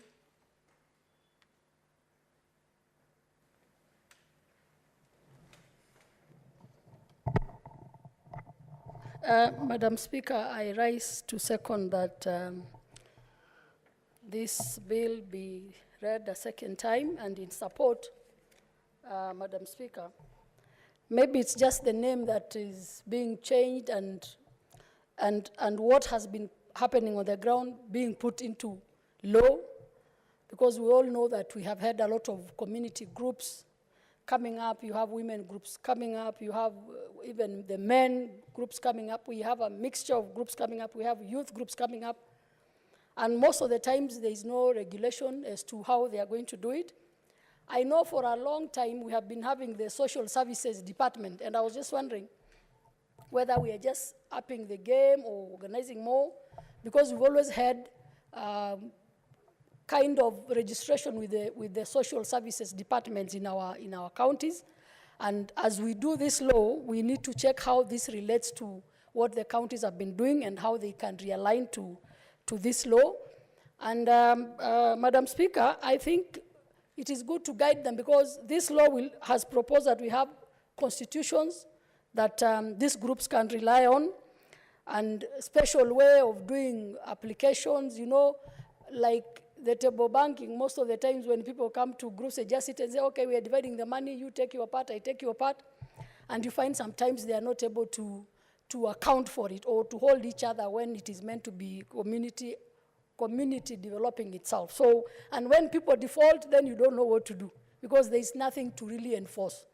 Several times we have had groups within our backyards, and you find, like in the Maasai setup, you find people walking to a home, and in the morning they are telling the man of the home that we have come to pick some goats and some sheep, because so-and-so has defaulted in the groups that they have been members to. So I think this kind of organization, and realizing that this is one way to hold our community together, this is one way to empower them, this is one way to organize them, and to bring them to understand that they are part and parcel of developing and participating in our economy. I think this law will go a long way to help. I also see that there's provision even for cancellation of registration. You know, you misbehave. You know how many Kenyans have gone crying and some getting so desperate because their money has gotten lost somewhere because they were in some pyramid schemes. You know, people bringing people into groups that they don't understand and they don't have proper regulation. So I see a provision of how to register, renewal of the registration, and how to even deregister when it comes to maybe the viability of a group. Madam Speaker, I also see that this law comes in to bring together several groups that have the same interest, and they can come in to forge together. And you can imagine several groups coming together is better than having one on their own, and they're doing the same thing, and they can even share experiences, best practices. So I hope that this takes into account that this kind of coming together will improve the economy of what we do down there. Madam Speaker, I also see that this law provides for membership and provides for officials to run the groups and even provide for inspection of registers so that at the end of the day we have accountability within these groups, because most of the times what we have suffered is groups coming together but not being able to be accountable to the process, and in the process they end up losing their money. So, Madam Speaker, generally this is a good law that brings order and of course meaning to what most of our community groups are doing. So, Madam Speaker, I second. Honorable Senators, I propose the question that the Community Groups Registration Bill, National Assembly Bills number 20 of 2021, be now read a second time.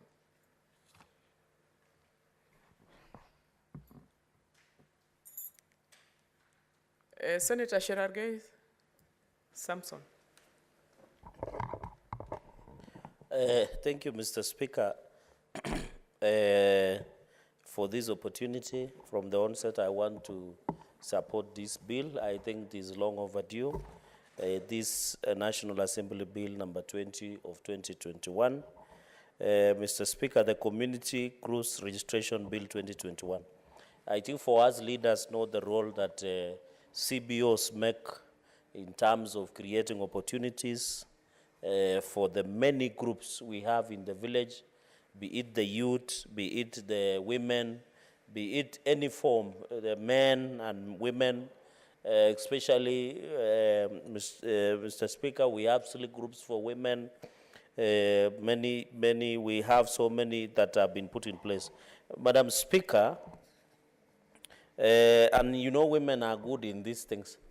I think of the number of CBOs, Madam Speaker, that I've interacted with in Nandi County, quite a number of them that are successful are either formed and run by women. So I think men, we should learn something from women on how we can build up as a good community-based organizations. And Madam Speaker, when you look at the Director of Social Development, I think this is very important. I can see a few comments that I would like to make on the functions. Like one, registration of community groups. We have been having a problem where young people approach you and tell you when you go to district social, district social services, that you need to pay 1,500, others don't know the amount, others are paying 5,000.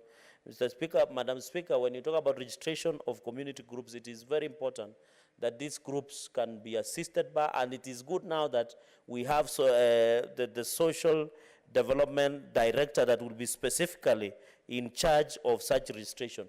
And I think this one will make young people and many groups, even people living with disabilities, special interest groups, can be handled at one department.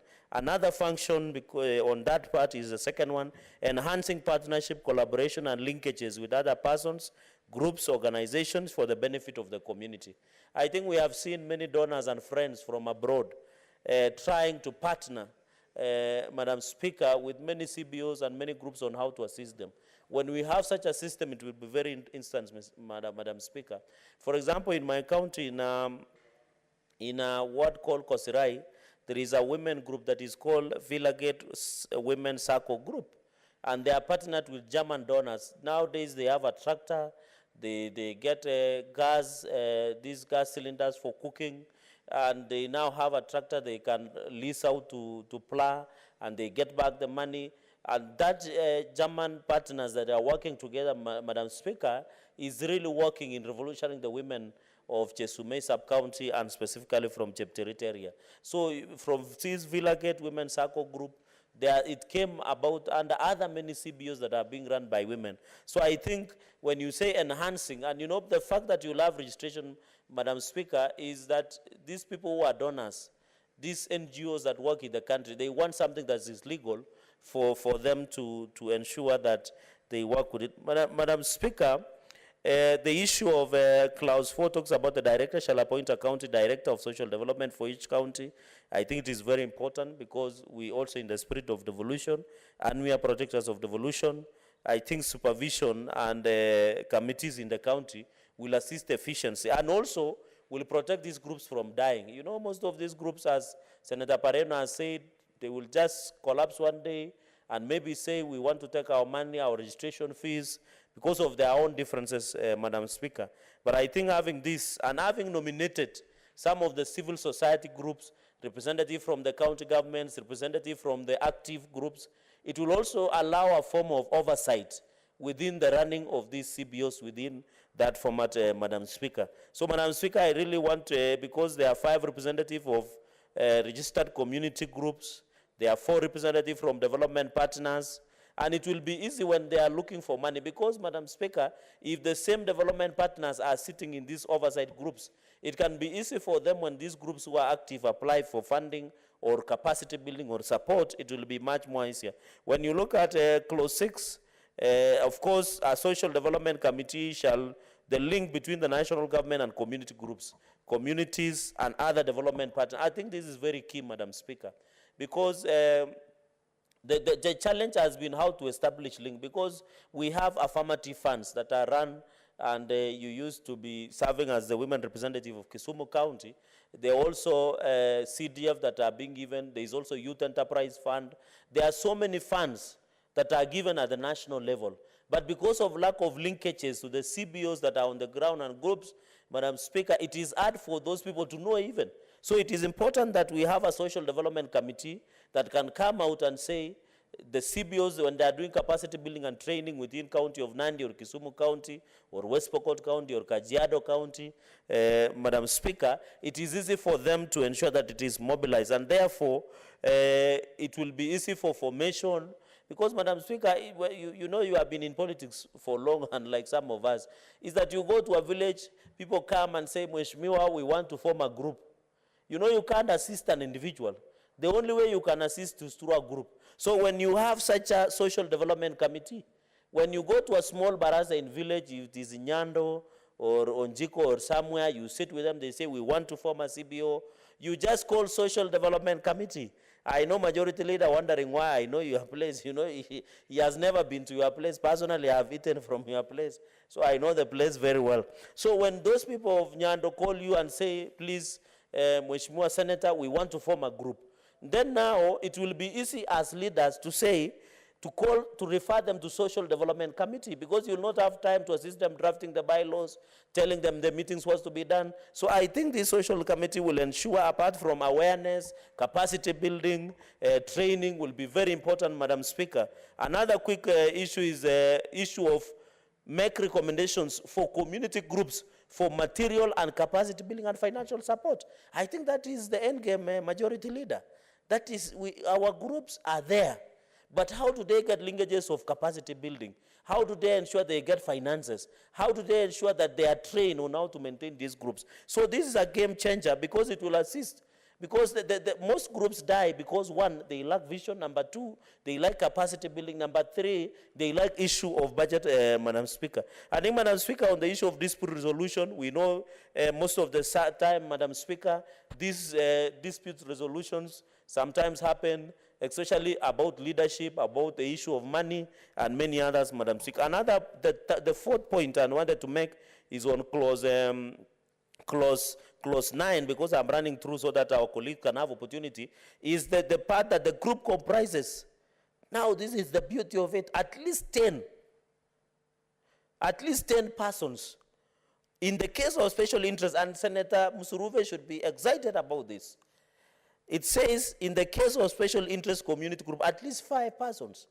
So it will not be hard for groups to come together, because sometimes you go to a function, you ask the people, well, you get 3 people telling you much more, we need assistance. Then you ask them, why do you not have a group? They say, oh, you need 20 people or 50 people. Now it's only 10 people. In our African setting, according to Kenya Population Announcing Census, I'm told an average household in Kenya is 6. And I think it is this part of the country. But when you go to Northern, I think you can have even CBOs even around 10 to 20 within a household, because of the nature of the families that they have. So, Madam Speaker, it will be easy. I think this was the best, putting 10, and then 5 also the people living with disability, Madam Speaker. So it will be easy for them to form, and it will be easy for them to achieve. So I think on the number of them, and I think even when you look at the company law, I think nowadays it has been amended, and like the tradition, I think the CBOs are also picking up on the same, Madam Speaker. So I really want to commend the drafters of the bill, and then a special interest group shall comprise only who share common interests that, due to its unique nature of the interest, condition, or need, has failed to raise large membership within the community. So to Senator, through you, Madam Speaker, to Senator Musuruve and people living with disability in the country, they have been given latitude. It can be maybe people who are of lesser tribe or a lesser clan. This definition can encompass everything, Madam Speaker. Another point that I want to make is another quick observation or quick comment, is that the director shall, within 14 days of receiving an application, shall either register or refuse to register a community. When the director refuses to register a community group, the director shall notify the applicants of the refusal in writing, set out the reasons. And I think this is just basically principles of natural justice. I think what we should have added, and of course the bill has provided for, is whether they can be appealed, because sometimes it could be technical errors, it could be the name errors, it could be maybe the formation, maybe some, because one of the conditions, Madam Speaker, in this bill is that you must be 18 years. So sometimes if we don't train our people, they can even include a 17-year-old. So in the process, maybe that could be a technical error. So I wish there should be a provision under the law, and the majority leader, I think, will agree with me that we might amend somewhere to provide a review or appeal, so that it doesn't become a dead end on that. Madam Speaker, another point is 14 days of receiving application. I think this is important, because sometimes, Madam Speaker, the standard thing should have been 3 months, 90 days, which is a long time, Madam Speaker. Maybe imagine you have a CBO group in Mosoriat, in my village, a village called Kapkeben. They have a CBO. They have gotten a donor maybe from Britain who wants to give them some money, and they are telling that donor says within 1 month or 2 months, you should be able to get donation. But now you are bringing it to 14 days. I think it is very important that it is going. And then finally, on the issue of clause 14 is 2 years. I think it's sufficient enough. You can apply for the renewal, Madam Speaker. There is another aspect I wanted to mention, is the cancellation of registration. When you look at clause 15, the director may cancel the registration of community group. If the, but where I don't agree, I wish it says the committee. I wish the director would have used, because we have already formed the committee, I wish the committee should have been having the powers to cancel. I agree that members of the community group fail to comply with community group's constitution. I think those are basic requirements. But my opinion here, Madam Speaker, is I wish the director should not have sweeping powers. He should use the same committee that has been formed at the sub-county level, so that even at the county level, Madam Speaker, so that we don't have a director walking around with sweeping powers. They can decide to just cancel your license or revoke your license. I think that is dangerous. Let us also increase, let us give oversight, let us give accountability at that point in time. And then a community, I think I agree with may dissolve itself. I think that's voluntary. Another game changer is the merger of community groups. I think now it's recognized, as Madam Speaker. So maybe the community wants, a CBO wants to apply more funds. they can measure so that they can have capacity of applying. And I think that is very important, and it is recognized legally. Because now you can measure groups and push a similar agenda. For example, if we are 10 and we have around, in a Ward 5 CBO groups, that is around 30 members. I think around 50 members. Those same members can apply and ensure they get a bigger chunk and they can achieve something. Because if they're applying even for 10, 20 million, Madam Speaker, it will be easy to that. Other issues, finally, on the issue of offenses, I think it is too lenient. Because if any person refuses to honor summonses, of course, I agree with the process of investigation, and I agree that if anybody is aggrieved, then that matter can be referred to the decision of the director, to the appeal. That is clause 26, Madam Speaker. But only the issue I have is that to make it deterrent, you know, Madam Speaker, you having been the learned senior in this profession, is that it should be deterrent in a way. When you tell somebody if they don't honor summonses, and you know these are group, maybe they are fighting, they have differences, the issue of accountability, you are telling somebody 10,000 shillings, that is too little. I wish that amount can be raised to 50,000 shillings, and maybe a failure to vote, it can be 6 months. I think 6 months is okay, but at least increase from 10,000 to 50,000. But I'm saying that the important part that I really wanted to comment about is on the issue of financial provisions. You know, most groups collapse because of that accountability, because of differences of finances. Most groups have collapsed, Madam Speaker, and therefore, like for example, where the director has reasonable to believe the circumstances, we render it for the proper performance of director's functions. And I think, in fact, I like the way now the director is given opportunity to look at financial records. Because when they have differences, Madam Speaker, it will be easy to refer to somebody who is neutral. Because, Madam Speaker, if you are referring to the chairman or the treasurer of the same committee, Madam Speaker, you can imagine the officials can collude and therefore the financial status. But now the role of director has been insisted that the director under the CPOs must come and ensure that they cross-check the information. And I think when you address the issue of financial affairs, Madam Speaker, it is important in accountability. Even when you look at clause 33, it talks about activities, financial affairs. I think just like any, you know, the accountability part, because most of these CPOs, they tell you, you ask them, what is the financial status? They will tell you, ask the treasurer. And that can bring mistrust. And you know, most CBOs, Madam Speaker, it collapses because of one thing only, because of mistrust in terms of financial handling in that part, Madam Speaker. So by and large, Madam Speaker, looking at my time is fast spent, I think this is a very unique bill. It will assist most of our young people, women, and the vulnerable groups within the society. I've heard somebody that men also should form groups. I think even in this Senate, Madam Speaker, we should be thinking of also registering CBOs. Unfortunately, we are coming to the close of the session of the Senate. I wish in the near future, the future Senate can form groups, because only 10-10. And therefore we can form and be doing something around Nairobi, just the way women form slick groups, merry-go groups, and I can assist.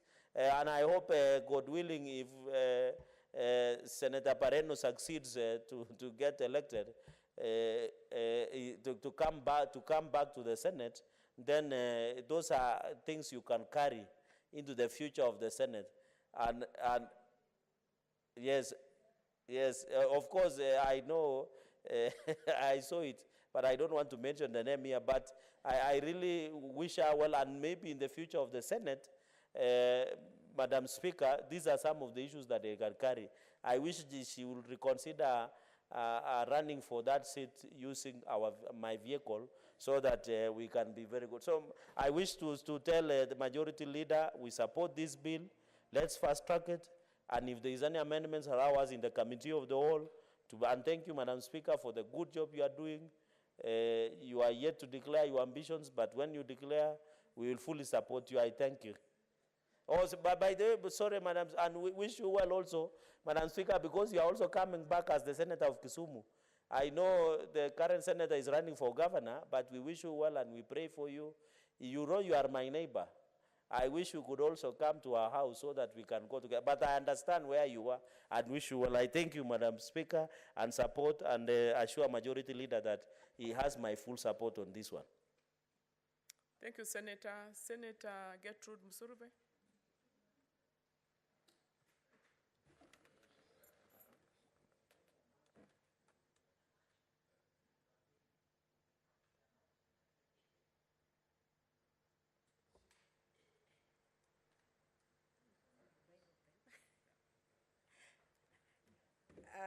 Thank you, Honorable Speaker, for giving me this opportunity to support this very important bill on Community Groups Registration Bill 2021.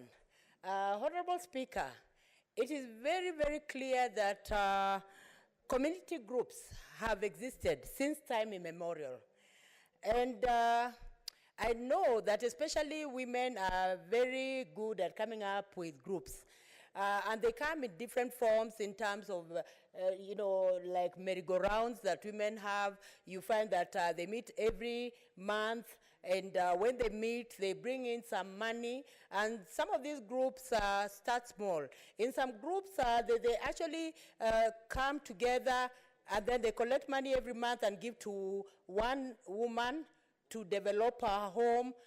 Sometimes they even come up with money, they buy utensils, they give one person, and so on. And in some groups also, they have come up with merry-go-rounds to just come up with money and buy a cow for everyone in the group. In some groups, they even come up with money, and they've bought plots, even an eighth for each and every person in that group. So, Honorable Speaker, these are groups that have always existed, and they have existed to improve the socio-economic empowerment of the people in the groups, especially women. You'll find quite a number of women developing their homes just from these groups, Honorable Speaker. It's only that these groups have not been enshrined in law, and they have not been given recognition. But I have to say, Honorable Speaker, this bill comes in to give these merry-go-rounds, women groups, men's groups, that legal, sanctioning, that now they'll be enshrined in law, and they'll actually be given status. So I want to say, Honorable Speaker, that recognition of these groups is very important, because we have even seen people joining cooperatives, so that from cooperatives, after saving some money, they can take a loan and improve themselves for self-development. And Honorable Speaker, when you're talking about development, it can be individual development, it can be family development, it can be even societal development. So I want to say that this bill getting into law, it will be development for the people in that group, each of them individually. In some of these groups, maybe they can come up with a proposal that they want to start a business for each and every member. And sometimes members can choose what project they want. Members can look at their strengths and decide. Because there are some members who can decide in such groups that I want to be funded so that I come up with, chicken, hens. Others may say, I want to keep pigs. Others may say, I want goats and all that. So it comes out like individual, but at the end of the day, the individual benefits and the benefit spills over even to their families, Honorable Speaker. So I want to say that this bill then addresses Article 43 of our Constitution on the socio-economic rights, because it empowers the members of the groups, Honorable Speaker. And this is a very good bill, Honorable Speaker, because it gets us away even from the money, from the handouts that, sometimes people are given. If you're empowered even to keep fish, and you're able to keep fish, if you're empowered even to keep bees, and you're able even to sell honey, if you're empowered even to make groundnuts, and even make peanut butter out of them in such a group, then it empowers you. If you're a woman or if you're a man, and if you have dependents, then you'll be able to bring something on the table for your dependents, Honorable Speaker. So this is a very neat bill, and a bill that is really timely. And the Honorable Speaker, the issue of director of the groups also comes in, and I think the issue of director comes in to really ensure that groups are organized, so that things are not done in a haphazard manner. It should be in a structured way, in a way that is easily viable, And when it comes to awareness is very important because there are people who are not aware that they can join groups, and from the groups they can also improve themselves and they can be economically better than they are. And Honorable Speaker, if these groups also come together, formation of the groups, when it comes to groups, first of all, there's the issue of formation. People will come together and decide, yes, we want to really come up with a group. And then after coming up with a group and then, they want to register, then the registration needs to be fast-tracked so that it is a process that is very fast. And even apart from that, I think county governments need to be involved so that they're creating awareness to the groups. Because sometimes people form groups without awareness of the mechanisms of how the group will grow. Because when a group forms, there's the initial stage where maybe they'll choose the chairperson or the leader, then the members will be chosen, and then there are various activities that will be there. But the county governments need to take it upon themselves to ensure that they're building capacity on the group members so that when they come up with an activity, there needs to be someone in the county government who takes people through the activities. Like, for example, Honorable Speaker, if a group of women decide that we are going to make peanut, yes, that is their brainchild. But now there needs to be an expert who will take them through on how to, make peanut, how to raise the money, and also look for an exit for the activities of the group, Honorable Speaker. Because even if they're doing a project and there's no exit for the project, then money will not come into the group. But the essence of having a group is to ensure sustainable economic development of the members and ensuring also empowerment of all the members, Honorable Speaker. And also the issue of proposals that come in. Honorable Speaker, you'll find that some groups are well-meaning. They really want to do 1, 2, 3 things, and especially when you're talking of mashinani, you'll see that there's some helpless youths who are there. They want to come up with a project, they've formed a group, but sometimes they don't know how to do a proposal for funding. So these people need to be trained on how to write proposals for funding, and not only writing proposals, the proposals should be taken over by the county government so that if it's a group of youth, if a group of women, they're empowered so that eventually they become productive citizens. And Honorable Speaker, if people are empowered from the ground, the youth are empowered, the women are empowered, the girls are empowered, then the nation becomes better because no one will become a burden to another. And also this will also increase our GDP, and no one will be a burden to another, Honorable Speaker. Honorable Speaker, when it comes to composition of the groups, I'm actually in agreement with what the bill stipulates. A group of 10 can really actually register, as a community group. And I'm happy also about the special interest provision. That sometimes it may be very difficult to find in a community, maybe 10 people who are PWDs coming together. So the provision of 5 or for other special interests who are not able to come up with 10 is also good, because even if there are 5 champions who are focused on what they want, their goals, and they go for it, they can actually achieve. Because the essence of the group is to empower people. The essence of this group should be to make people better than they are, Honorable Speaker. And one thing also that comes out clearly from the groups, that when it comes to dissolution, of course groups begin, but there are times when sometimes they dissolve. And when it comes to dissolution, it should be a perfect dissolution. A dissolution does not make people fight. Sometimes it can be voluntary dissolution, which can be quite okay. And if it is dissolution, then there's need to audit. I'm happy the bill also talks about auditing. There's need to audit the funds that the group has, and even these funds, how would the funds be utilized, so that nobody arrogates himself more money than others in the group. And Honorable Speaker, the issue of merger in clause 17 is also very important, because a situation can come up when a group realizes that it wants to do a big project, but it's not able to do the big project. So if it merges with another group and they have same interest, like for example, buying land. If a group decides that they want to buy land and put up rentals, and it decides that it's not able to, the group can merge with another one, and once they merge, then they lose their self-identity, so that it is only one group. So this is also well-meaning, and then the registrar should also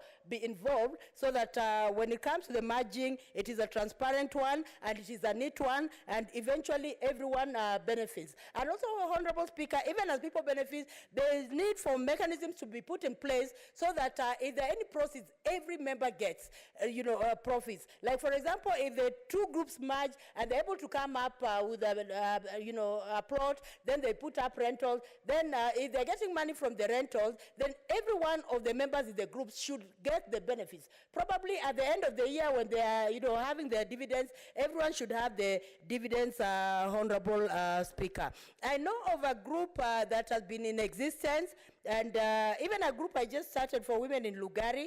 They came up together and they decided they want to have a group, and everyone was saying what they wanted. Some people wanted to keep pigs, some people wanted to keep hens, some people wanted to keep goats. Up to now, the group is still, going on, Honorable Speaker. So I want to say that these groups are good because they enlighten people. They awaken your mind so that you decide to do something. Because there are people who never know that they can be productive just the way they are. But these groups, as even women and men sit together and they share the things that they want, and they share the thoughts they have about themselves and how to earn money.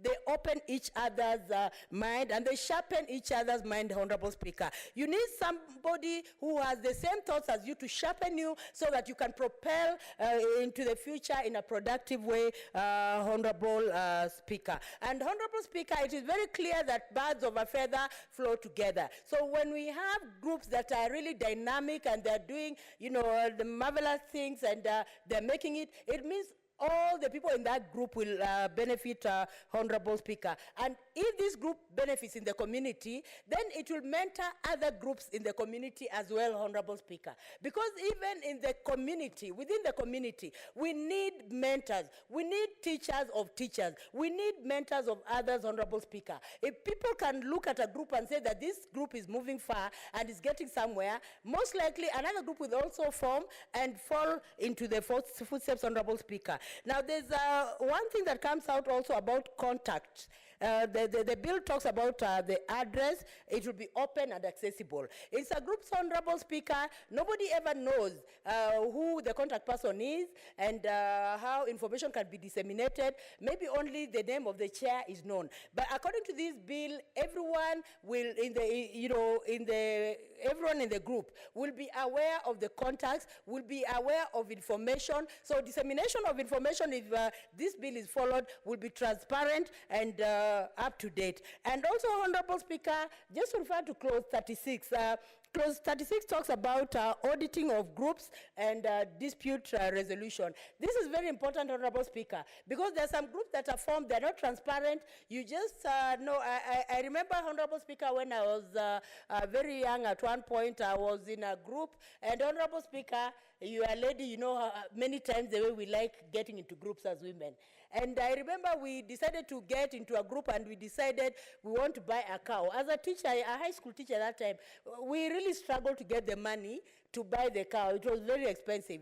And it was a cow that was giving us milk. But you see, we were still naive. We didn't have the awareness, the teachings on how to go about the process of the milk. So we found that whoever was keeping the cow is the one who was benefiting, because she was milking, she was getting the milk. By the time we knew it, it had given birth to 3 cows. It was messy. It was messy. By the time the group ended, it was like so-and-so is not talking to so-and-so, so-and-so, So, but this bill comes out clearly to ensure that such pitfalls are not there, Honorable Speaker. And when it comes to also resource mobilization, it is very clear that the groups can, have resource mobilization, but even when it comes to resource mobilization, then the money should be used for the groups, and there should be sanctioning for those who misappropriate money for the group, because when the money comes for group, for the community group, it does not belong to one person. It belongs to everyone, and everyone has a say with regard to the money that comes,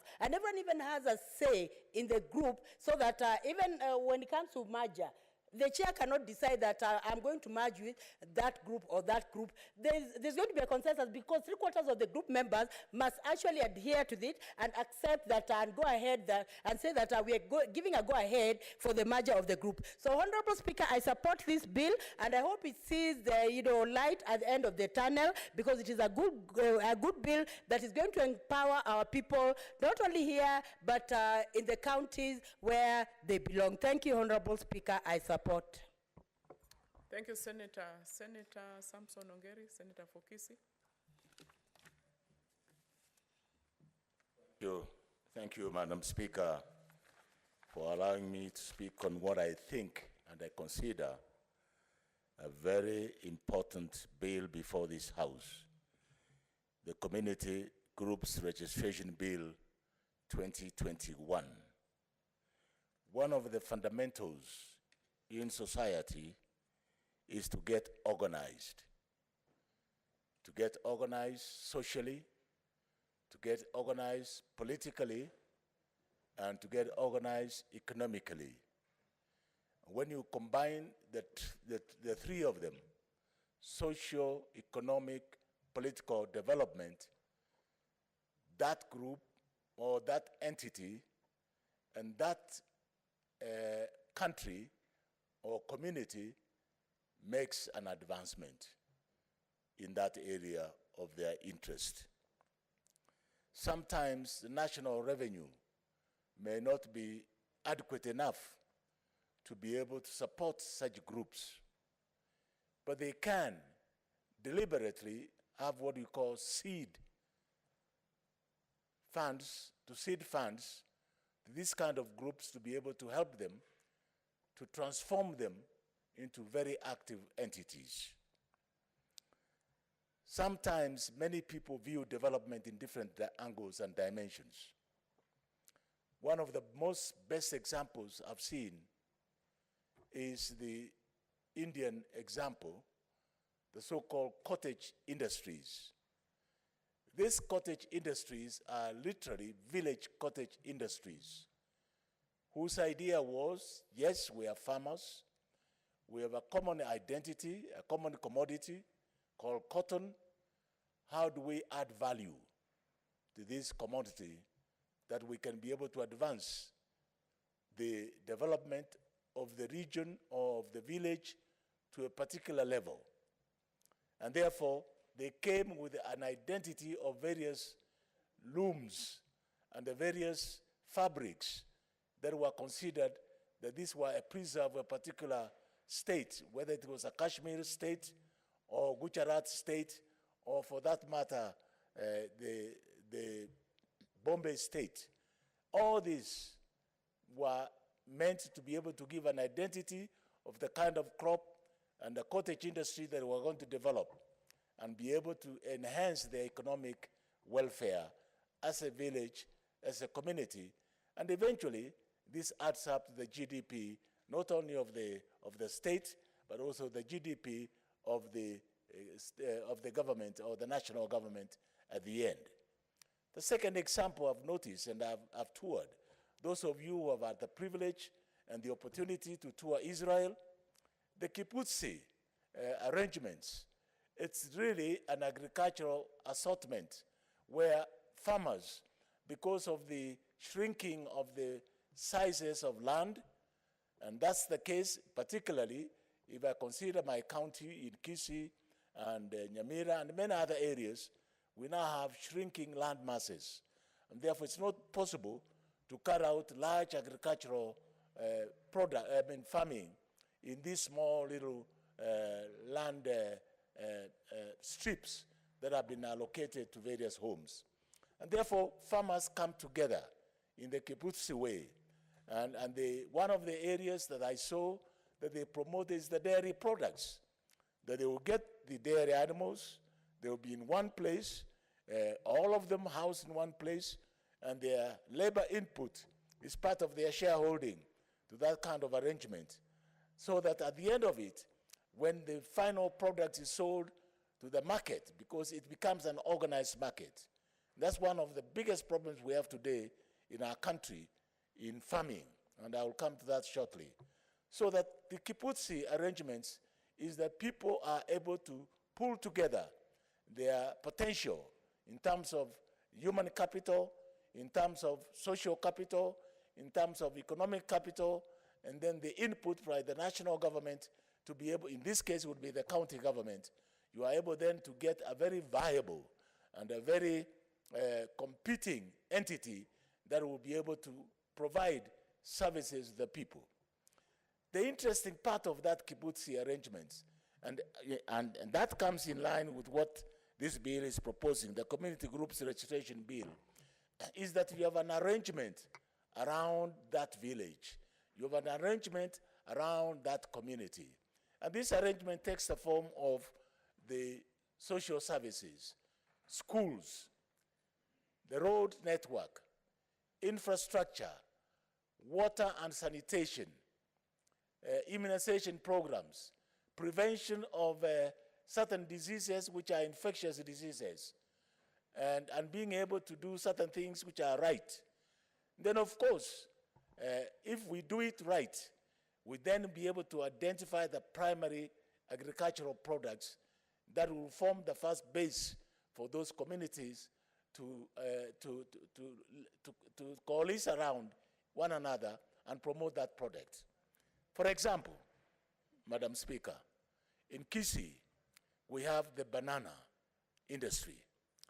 This is the banana industry where the farmer has had zero returns because they till their land, they have bunches, very beautiful bunches of bananas produced, and when you go along the main highway, you find bunches and bunches of bananas almost literally rotting away, and the farmers have to give those bananas at the throwaway prices. And this is not amusing because they have toiled, they have put fertilizer, they have put their manpower, the hours there to till the land, to be able to produce the banana, and yet when it comes to the returns, they get literally no returns whatsoever. So this kind of community-based organizations can be able to create what we call the cooling facilities, supported by the county government, supported by the national government, and supported by the donor funds that are interested in these community activities, to be able to do the simple aspect of collection from the farms to the collection points and then the storage points. You remember this house has been able to pass a bill which is now an act of parliament, the Warehousing Act. This is the nature of the kind of things that we'll be able to create at every given point, so that the farmer is able to deposit, or these groups are able to deposit the materials or the items, the agricultural produce, in that warehousing arrangements where they are organized groups, they have the collection points, they have the grading points, and being able to sorting out and getting the grades, and those grades then are channeled through a marketing strategy which will be able to fetch the highest potential prices that are required for those communities and for those groups to be able to attain their potential. What does that mean? It obviously means that you increase the capacity, the earning capacity of those groups to be able to put in their pockets. This will kill out this handout culture, which has become an endemic in our society. When people have incomes which are predictable, which are flowing in their pockets, it's quite clear that people will have to depend on their labor and their economic welfare within that group so that they are also able to achieve. The second element of success in these groups may be that they may bring up these groups for a particular item, call it a saving. Now, I've seen some of the saving programs in the form of SACCOs where they've grown into huge conglomerates and being able to handle big funds.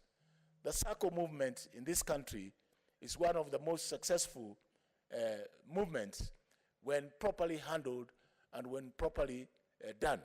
In our own parliament here, we have a circle which serves the membership of the National Assembly and also the Senate itself.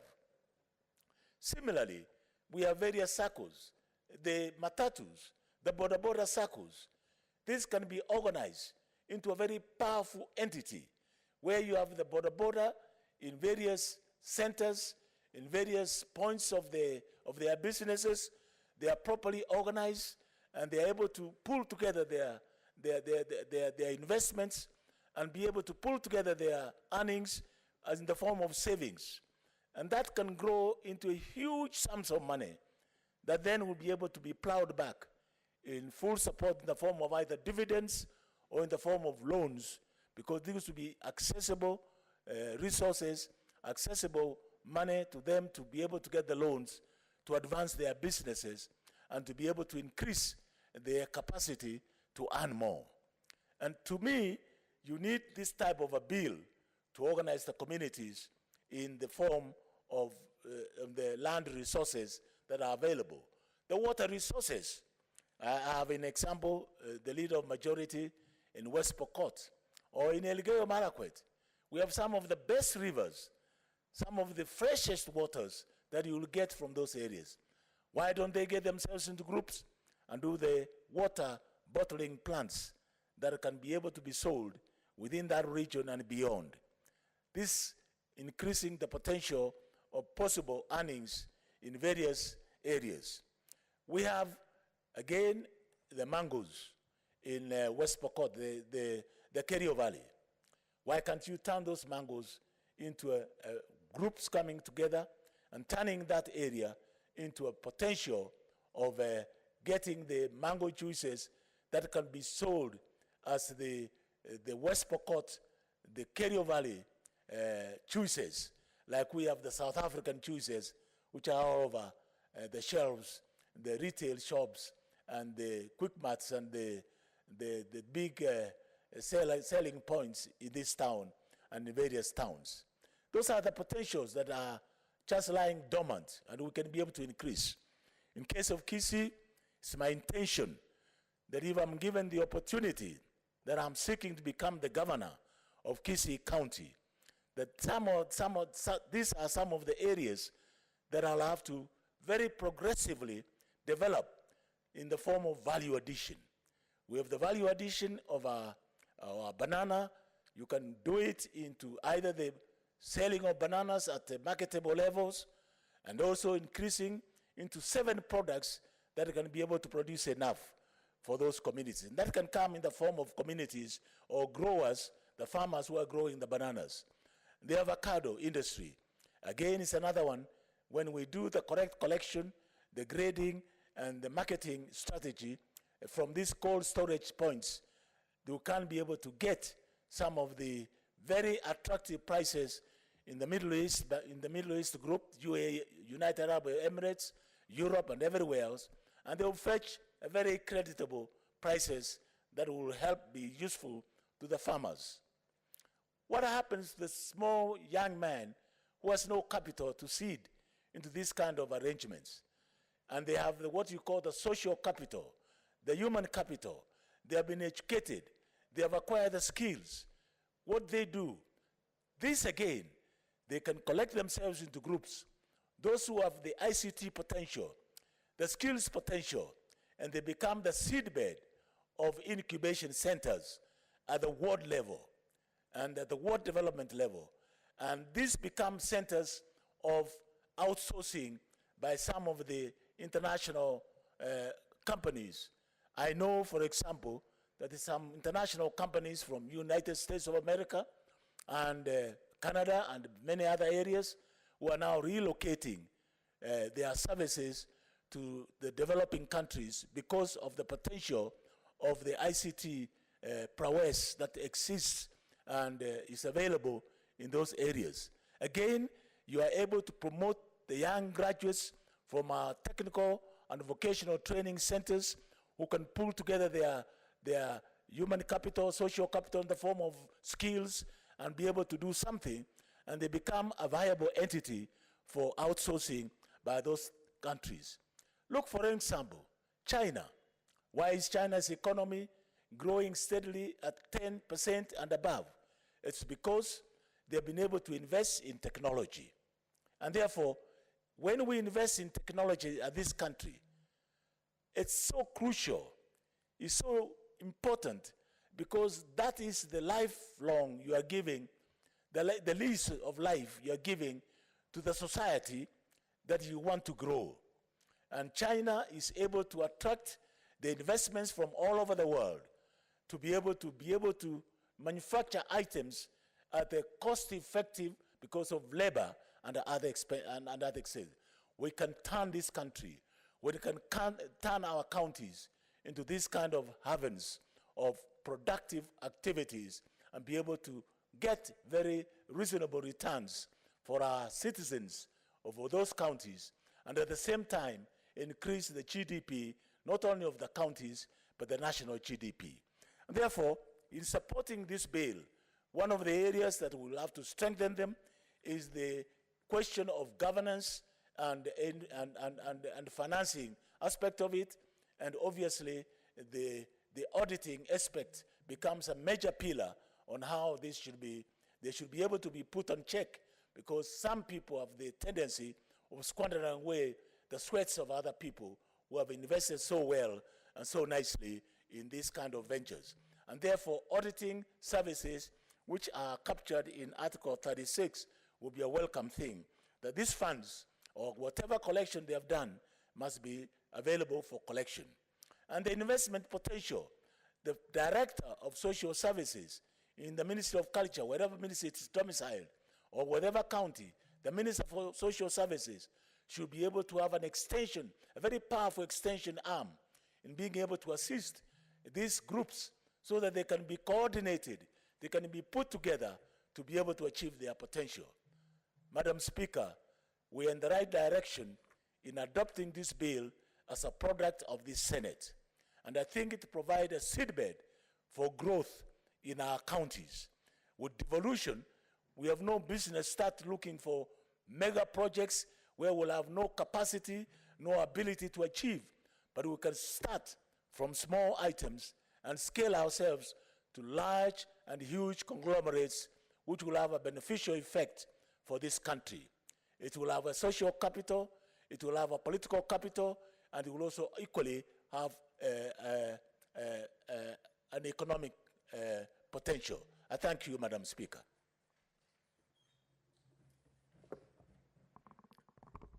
I have no other requests and therefore call upon the mover to reply.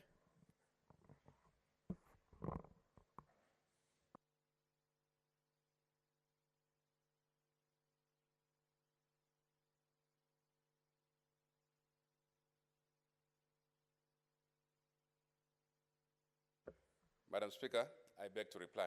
And in replying, Madam Speaker, let me begin by thanking colleagues who have so animately debated this motion. Madam Speaker, I'd like to congratulate Senator Pareno, who seconded this, also Senator Musurube, Senator Cherarke, and Professor Ongeri, and anybody else who has spoken to this bill. I want to say thank you very much, Madam Speaker, as I listened to Professor Ongeri animately and seriously debate this matter. And Madam Speaker, you can see how he means well for his county of Kisii, and I can wish you well. I wish you well as you try to be as you go and vie for the position of Governor of Kisii. It looks like you have a good plan for them. Madam Speaker, it is important that we realize all those potentials that we've heard here, potentials to grow small community groups into actually financial institutions for some, into great farms for others, into money-making instruments, Madam Speaker. And so I wish that members would take this matter up, challenge, and start using those groups to then improve the economy of their various representations, whether it's constituency or county. And Madam Speaker, with those few remarks, and hoping that the members will support me in this one, support this motion, and pass it quickly, Madam Speaker, so that it becomes law. It will assist us in making sure we organize our people into groups and that they be registered well, that they will be able to be identified with a particular group for a particular purpose, and that they will be able to put all their issues to a particular point in government. So I do want to reply, Madam Speaker, and pursuant to Standing Order 61.3, and request you, Madam Speaker, to defer putting of the question to a later date. And I thank you as I reply. Thank you.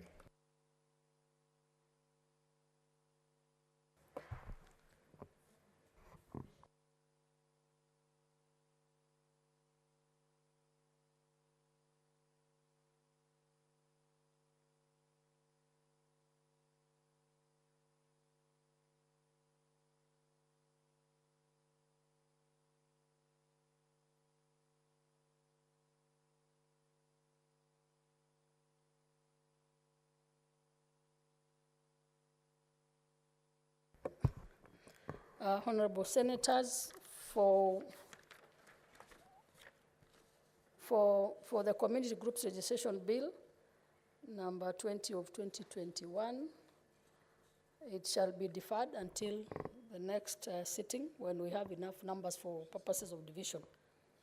Honorable Senators, I also rearrange this order paper by deferring orders 18 up to 15, and orders 18, 19, and 20. So we call in the next order. 20 and 21. Of course, 21 being my bill and cannot therefore move. So we go to the next order, which is order 22.